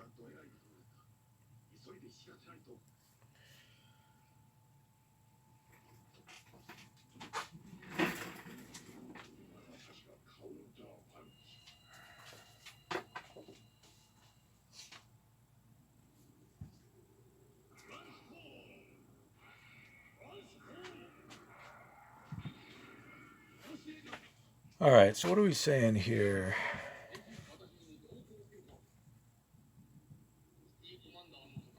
Hot rod. Okay, yeah, we can do that. Thanks everybody for the kind words. I really appreciate that. I think any of you who do artwork that are watching here will kind of get, you have an idea in your head of what you think looks good, but until you put it out there, you're not really sure sometimes how it's going to be received, So it's, I'm not one to beg for compliments, and I don't, it's sometimes kind of awkward when you get compliments, but it's also reassuring when people seem to like the stuff you put out there. So thank you for the positive feedback.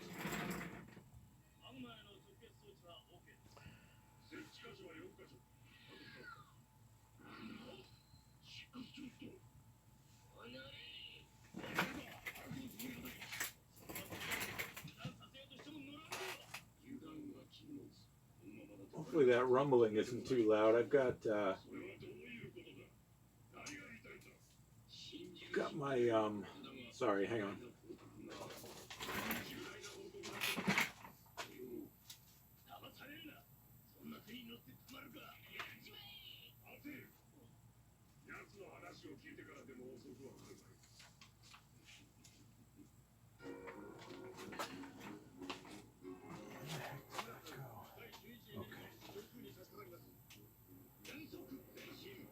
All right, yeah, sorry about that. My we'll call it a studio, but it's in my basement, and I actually just have a concrete floor, so sometimes when I roll my wheels across it, it's a little bit louder than I'd like it to be, but hopefully that's not too distracting, disturbing, not good on the ears, whatever. All right, so hot rod. Let's draw some hot rod.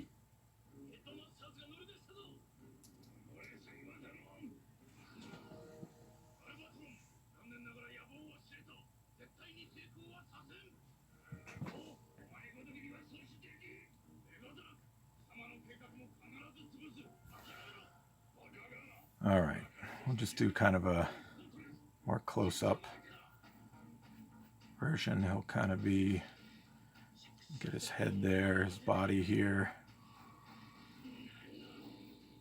I'm going to go for G1 because I can do it without reference, which, again, anybody who's drawn Transformers specifically knows that looking up reference can be like very time consuming, I guess. That's the way I'll put it. Especially if you're looking at like, one of the modern comics, toys, Bayverse, what have you. There's so much detail, and I'm one that wants to get it right. So sometimes just looking up all the little details that you need to put in there can just be really tedious. All right. So just kind of throw in a general body shape there. This will be the chest, obviously the head. Hot Rod's got those, I don't know what you call it. His arms kind of stick up to a point at the top, and they've got these little indentations. And I always like to get a little fist in there or something just to kind of, I don't know. It seems less boring when you can get that little fist in there or something. Something in addition to just the old head and shoulders up there. With Hot Rod, you could even get the little 3 exhaust things that turn into laser blasters when he's in robot mode.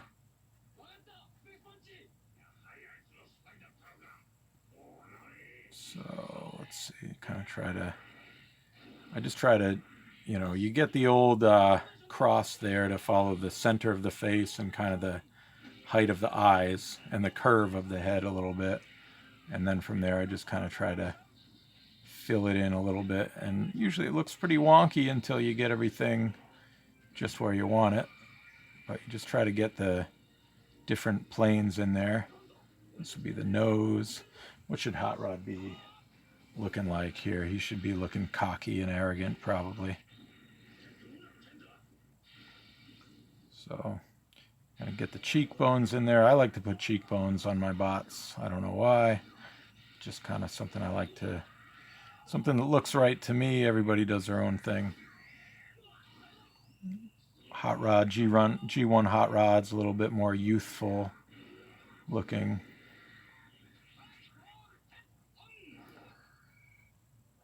Head on.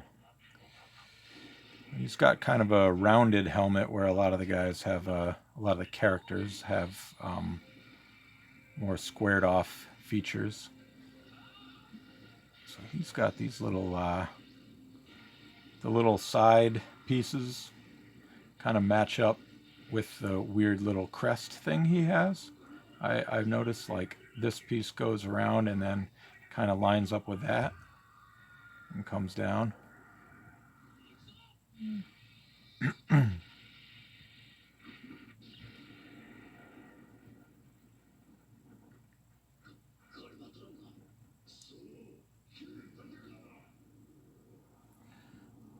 So then kind of fill some of this in. He's got this little piece right here that is slightly raised above the rest of his helmet.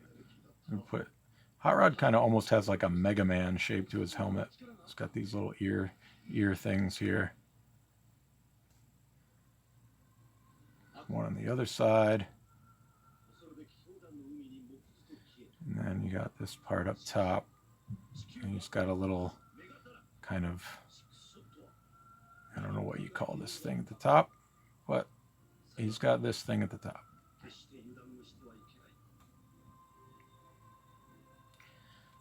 I think Magnus just kicked the bucket there.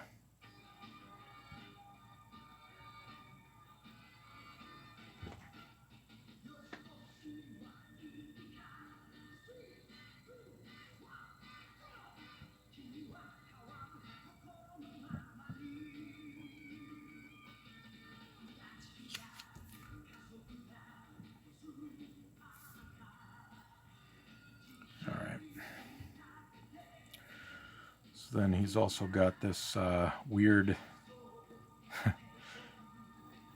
almost like a collar.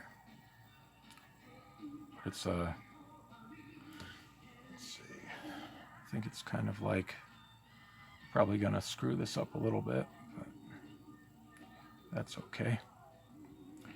This weird thing in here that's like, it always reminds me of like a shirt collar, but it's like an inset piece to this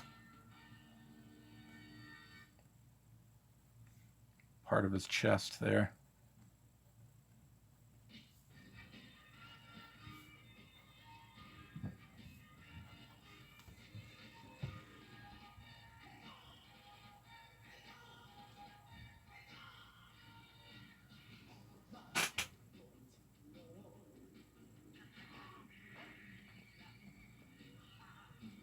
Have I ever drawn Transformers Prime Soundwave? I have drawn Prime Soundwave on commission before. I didn't get a scan of it because it was at a convention, but I have drawn that before, drawn him before.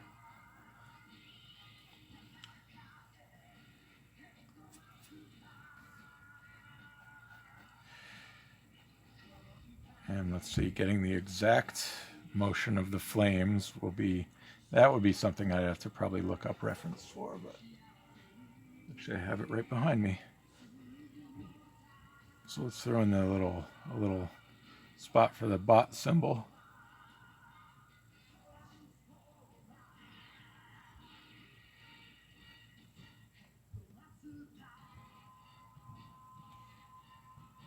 Here's another fun thing when you've got like a curved surface at an angle with some curved lines going on it. That can be a bit of a challenge.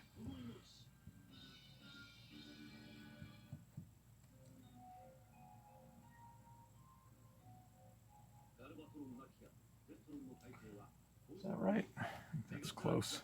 Yeah, it's close enough.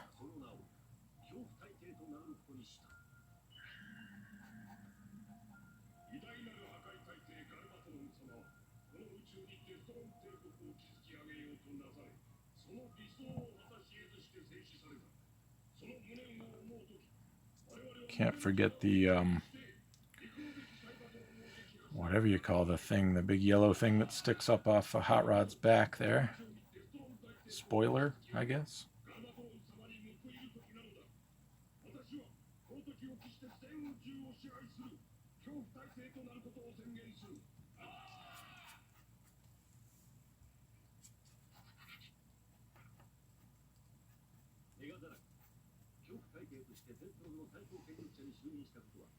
Spoiler, yeah.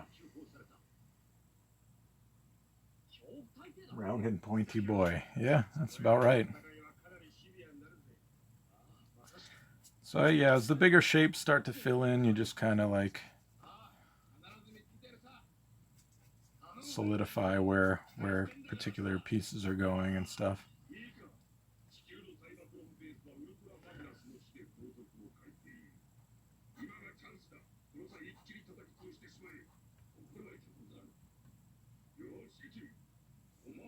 Alright, let's see what we can do about this face.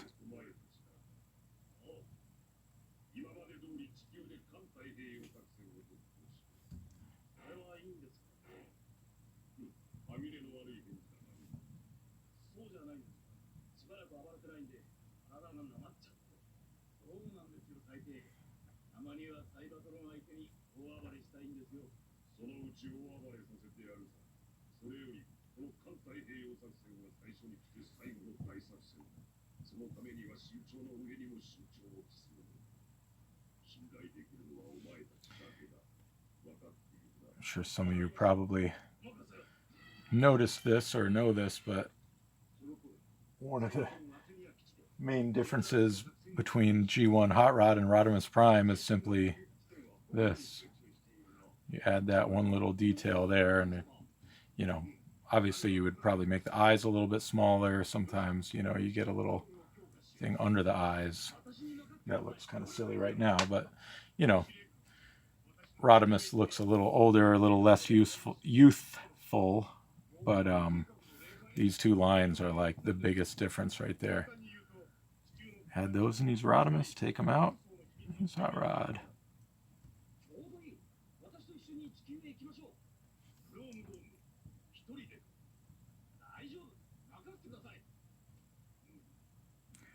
It's got, I can't remember if he has a little chin thing, this little bit right here. Let me just look that up.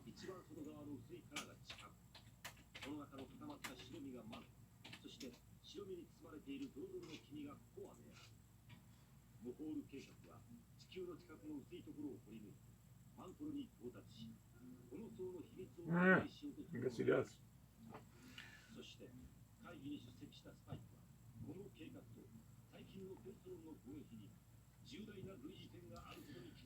I'd probably, if I was kind of trying to design a version of Hot Rod, I would probably leave that off, because to me that kind of makes him look a little bit older, but you know, maybe he's like punk teenager with a little goatee or something.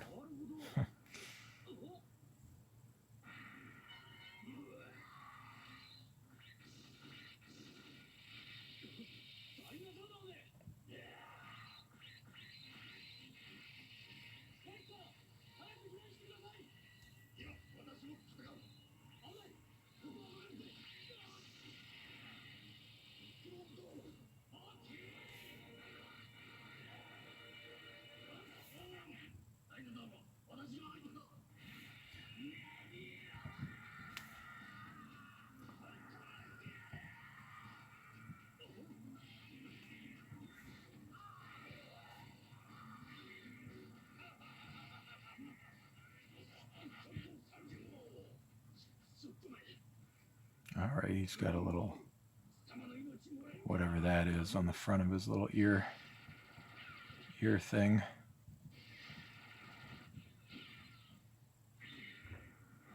Oh, he's looking like Hot Rod, huh? Looks about right.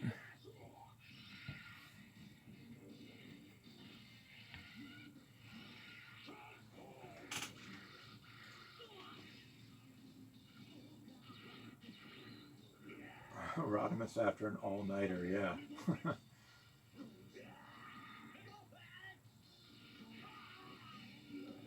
Anti-wrinkle cream, very funny.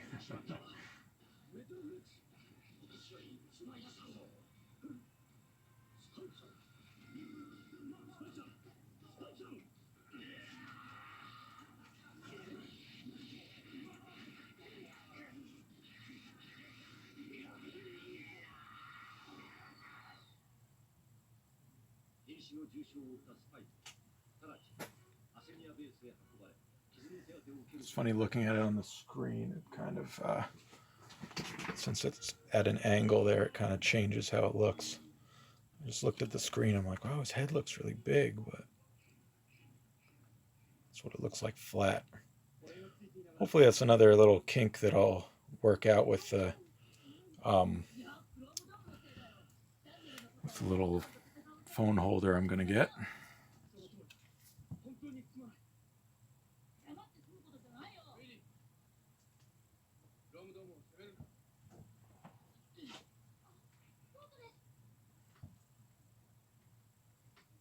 All right, so this little weird collar thing, it's got some little trapezoidish shapes there. This little collar will solidify that a bit there.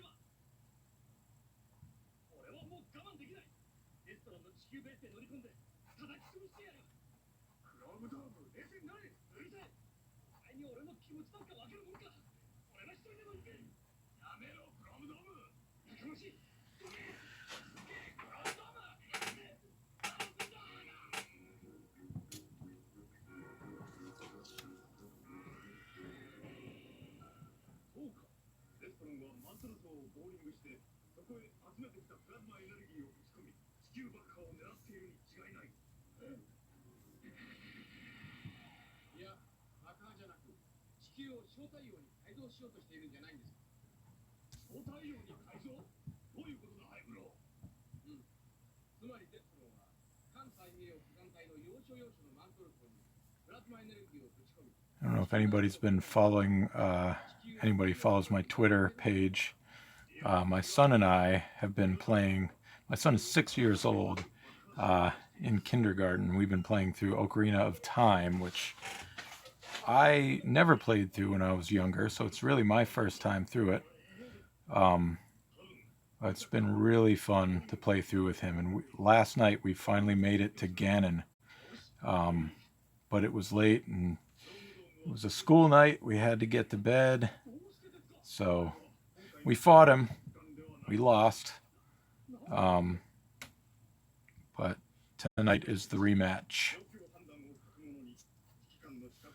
I did look up a strategy, so now I feel pretty well prepared for the big rematch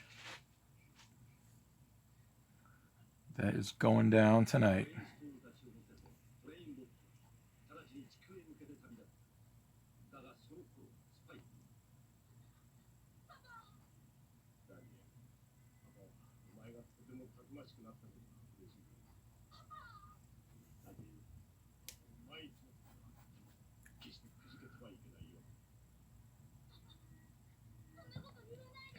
So I'm getting a little smudging down here.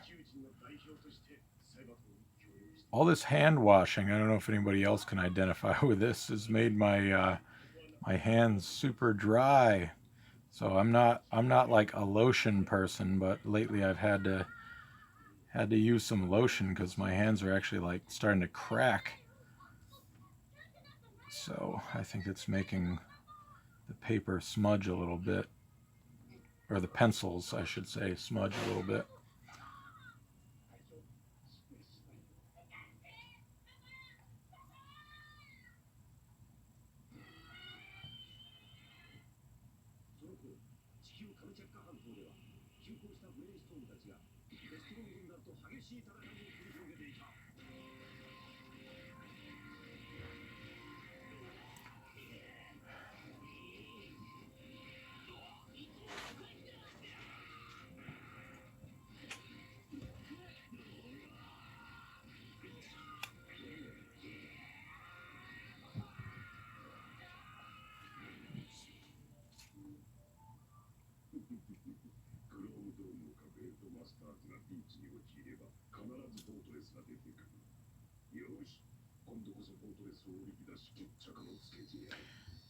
So judging by the fact that I was able to ink that prime and essentially pencil a little hot rod here while I was on the stream, that kind of tells me that I should be able to just do a full image start to finish on one of these.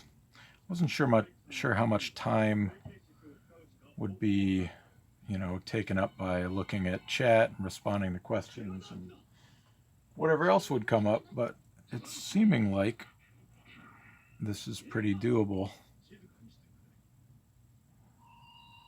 See, look, I've made a little centerpiece all the way back there, which means this would be really long, but we're gonna stick with it anyway, I think. Maybe I'll just lower it a little bit.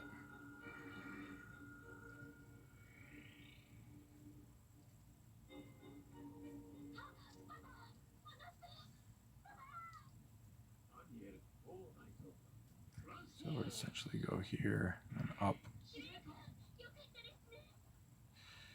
Might have actually liked it better before, but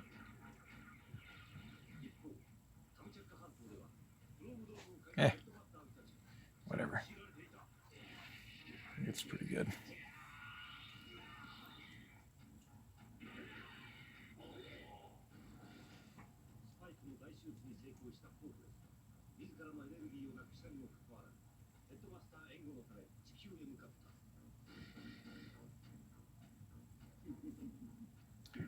Raise this up a little bit. Optimus, Hot Rod has that popped collar. He's a popped collar kind of guy. Plus his neck is looking a little bit long here. I'm going to raise these up just a tad.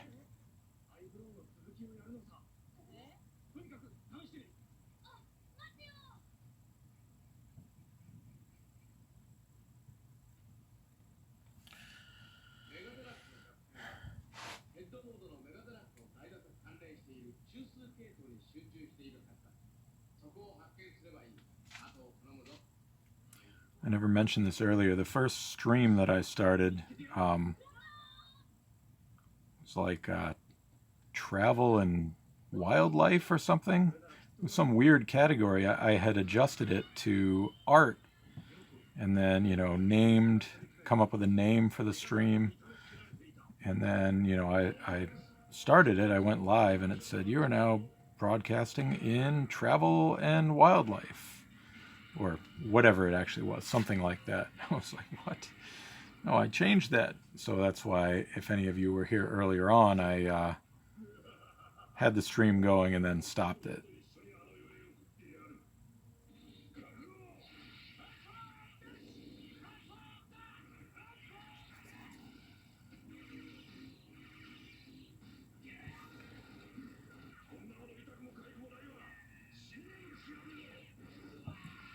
I'll just black that out.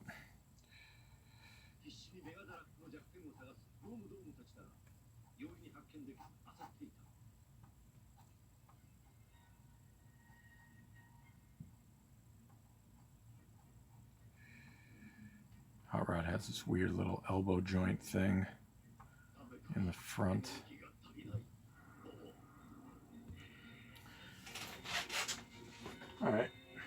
What do you think? Think he's looking all right? Transformers Travel in Wildlife. I could do that for Beast Wars, I guess.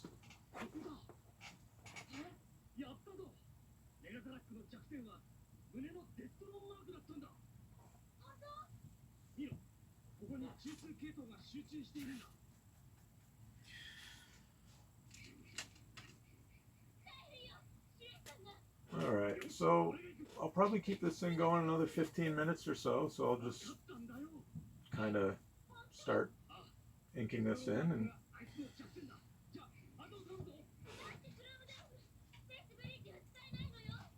just see how far I get.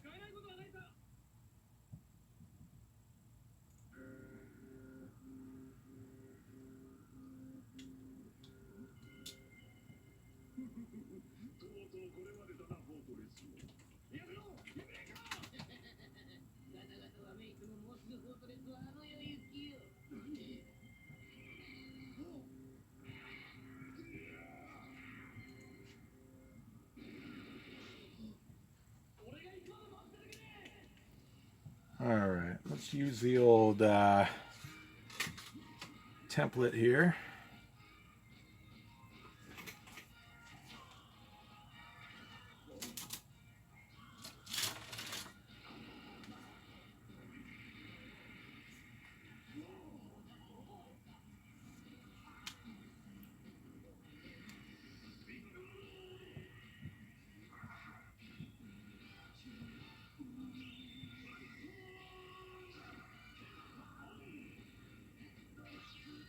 And some serious action going on in the cartoon back there.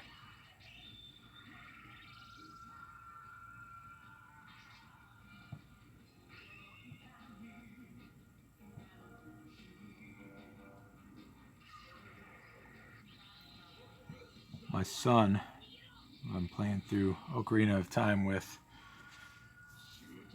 when he saw the 1986 movie, he fell in love with Hot Rod. And he really liked that his little blade that, you know, the circular blade that comes out of his wrist.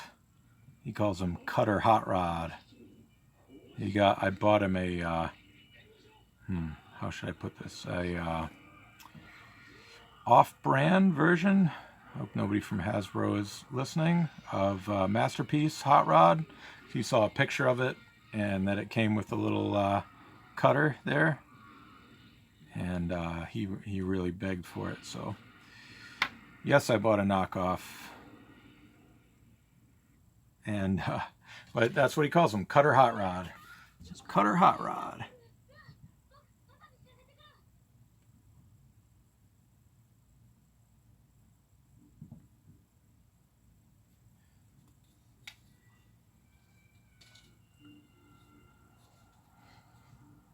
Yeah, this template is pretty great. It's probably the best one I've had. It has several different degrees, 60 degree, 45, 30, 15, and, you know, a variety of sizes. Comes in real handy for wheels and, you know, larger. If I was drawing this larger, I would probably use a template for the little ear bits there. Sometimes you don't, you know, you pencil it in at a particular angle, and when you want to lay this on it, it's like somewhere between 45 and 30, so that can be annoying, but generally speaking, this thing is great.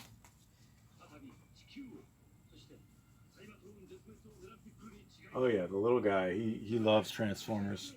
He's been watching some Cyberverse. He would watch Rescue Bots.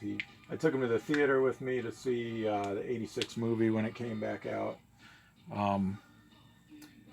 So yeah, he's into it. I try not to push it too hard, but, you know, I can't help it to some extent.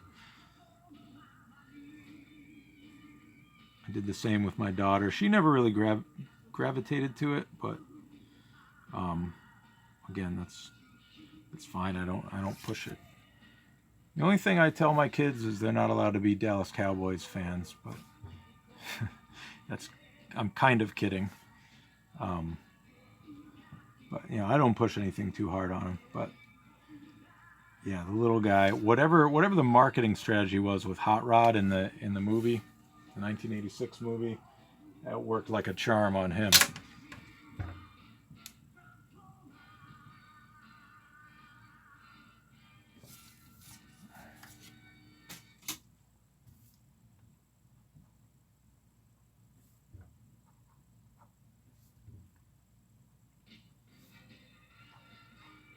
Here comes the headmaster's song again.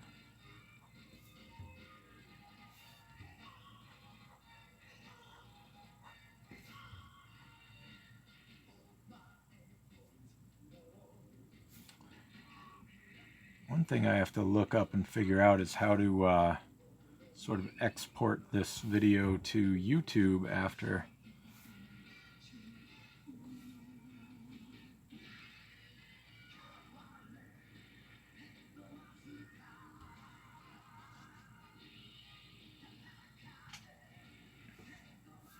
All right.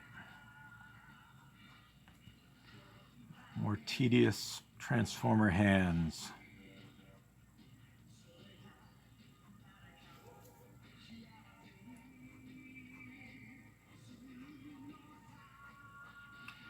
Drawing the hands to the point where I sometimes think, why do I do this again? I'm also kind of kidding there too. But I should simplify my process a little bit. Kind of like the way Alex does it. He kind of like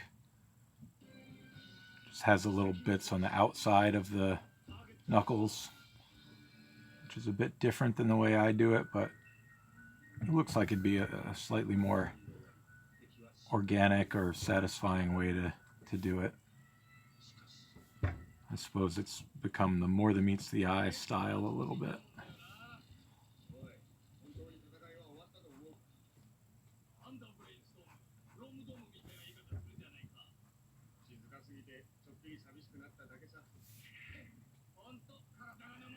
You know, one good thing about doing these streams I'm figuring out is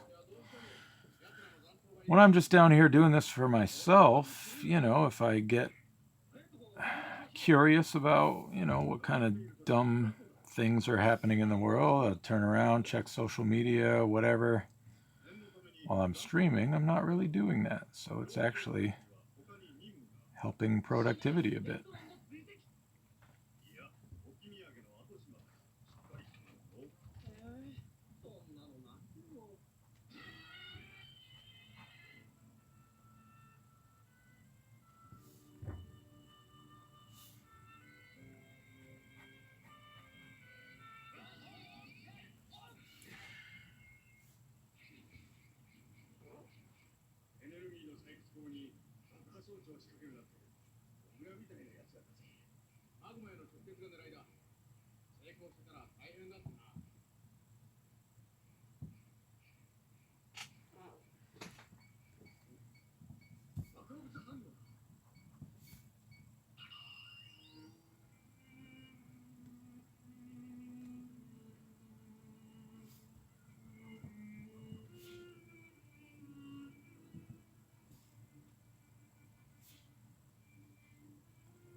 Sad headmaster's music.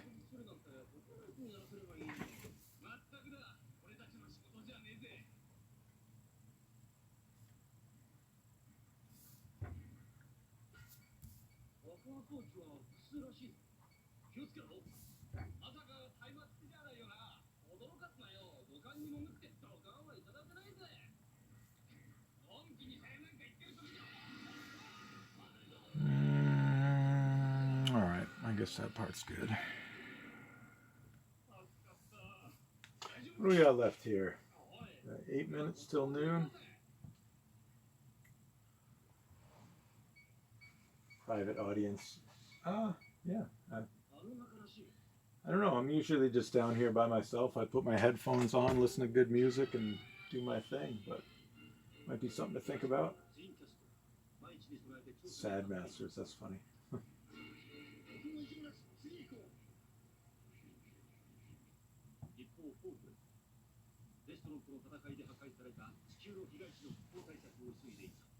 One thing I didn't count on was like you have to make sure like my nails are trimmed. I guess everybody gets a good view of my fingers, which is kind of weird, but whatever.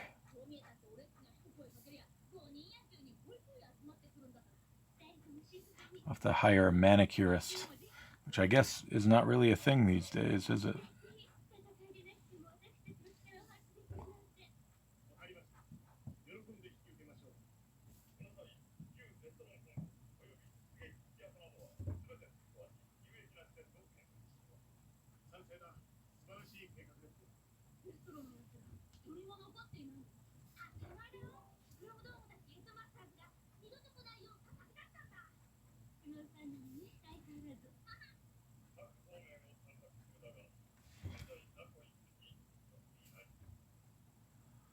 I guess before this ends, I just want to thank everybody for tuning in. I mean, I really appreciate it. It's been pretty cool to interact with you guys, and I'm glad if this is somewhat interesting and entertaining. I think it seems to have gone well. I think I'll keep doing it.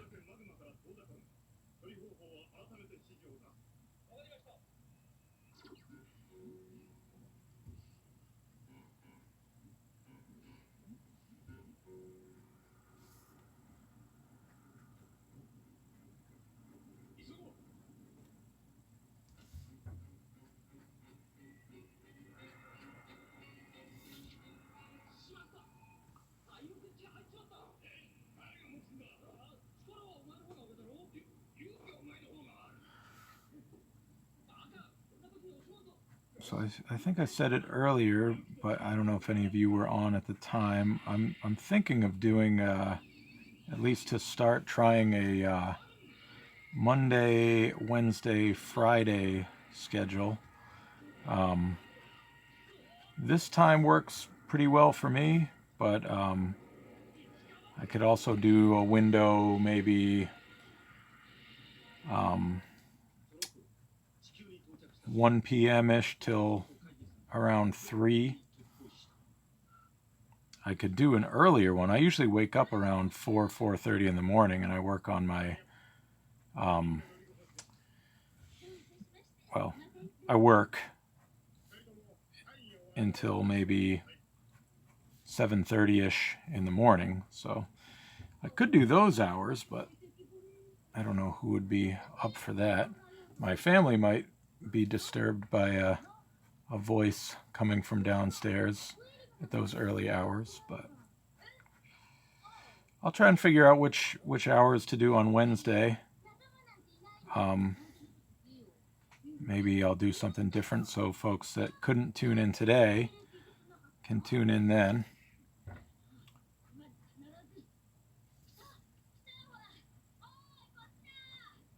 But we'll see. We'll figure it out.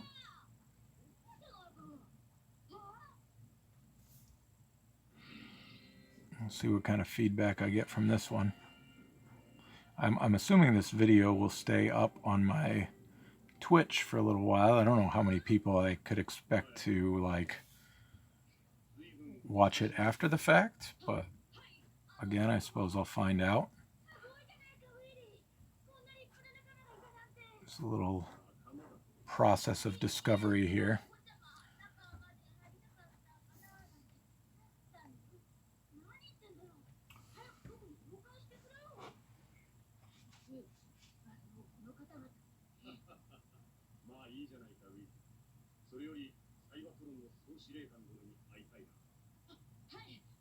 Not the voice, yeah.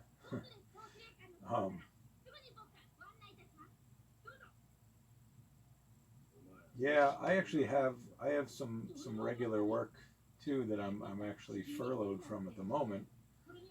So yeah, when that comes back, I might have to shift times. Maybe I'm on the East Coast in the United States, so Eastern Standard Time. So it would probably, either shift to a weekend or a later time in the day once that starts up. But we'll figure it out. I feel like I've said that a lot. We'll figure it out. Dark Wiz Art. What part of Europe are you in?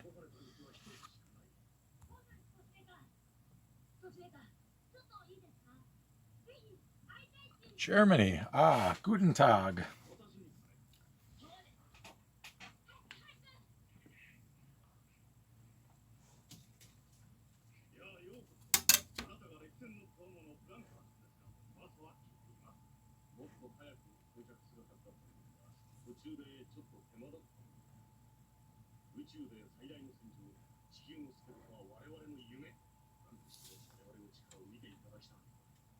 I actually took took German in high school for a year. I will admit I did not take it. This is nothing against the language itself. Whatever language it might have been, I probably would not have taken it terribly seriously. So I don't remember too much, but you know, a few words here and there. It was actually a really fun language to take.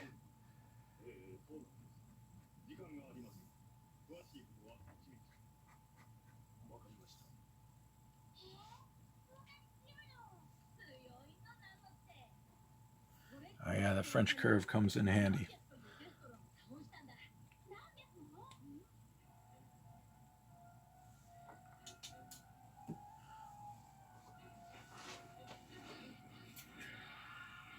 All right, well, it's 11:59 here. I think I'm going to cut this off here, and I'll post on my Twitter what time I'll come back on Wednesday. If you guys are around and want to tune in, that'd be awesome. If not, that's cool too. But thanks again for tuning in and watching the stream. I appreciate it. And yeah, I'll see you online sometime. And now to figure out how to turn this off. Oh, look at that. End. All right. Goodbye, everybody. Are you sure?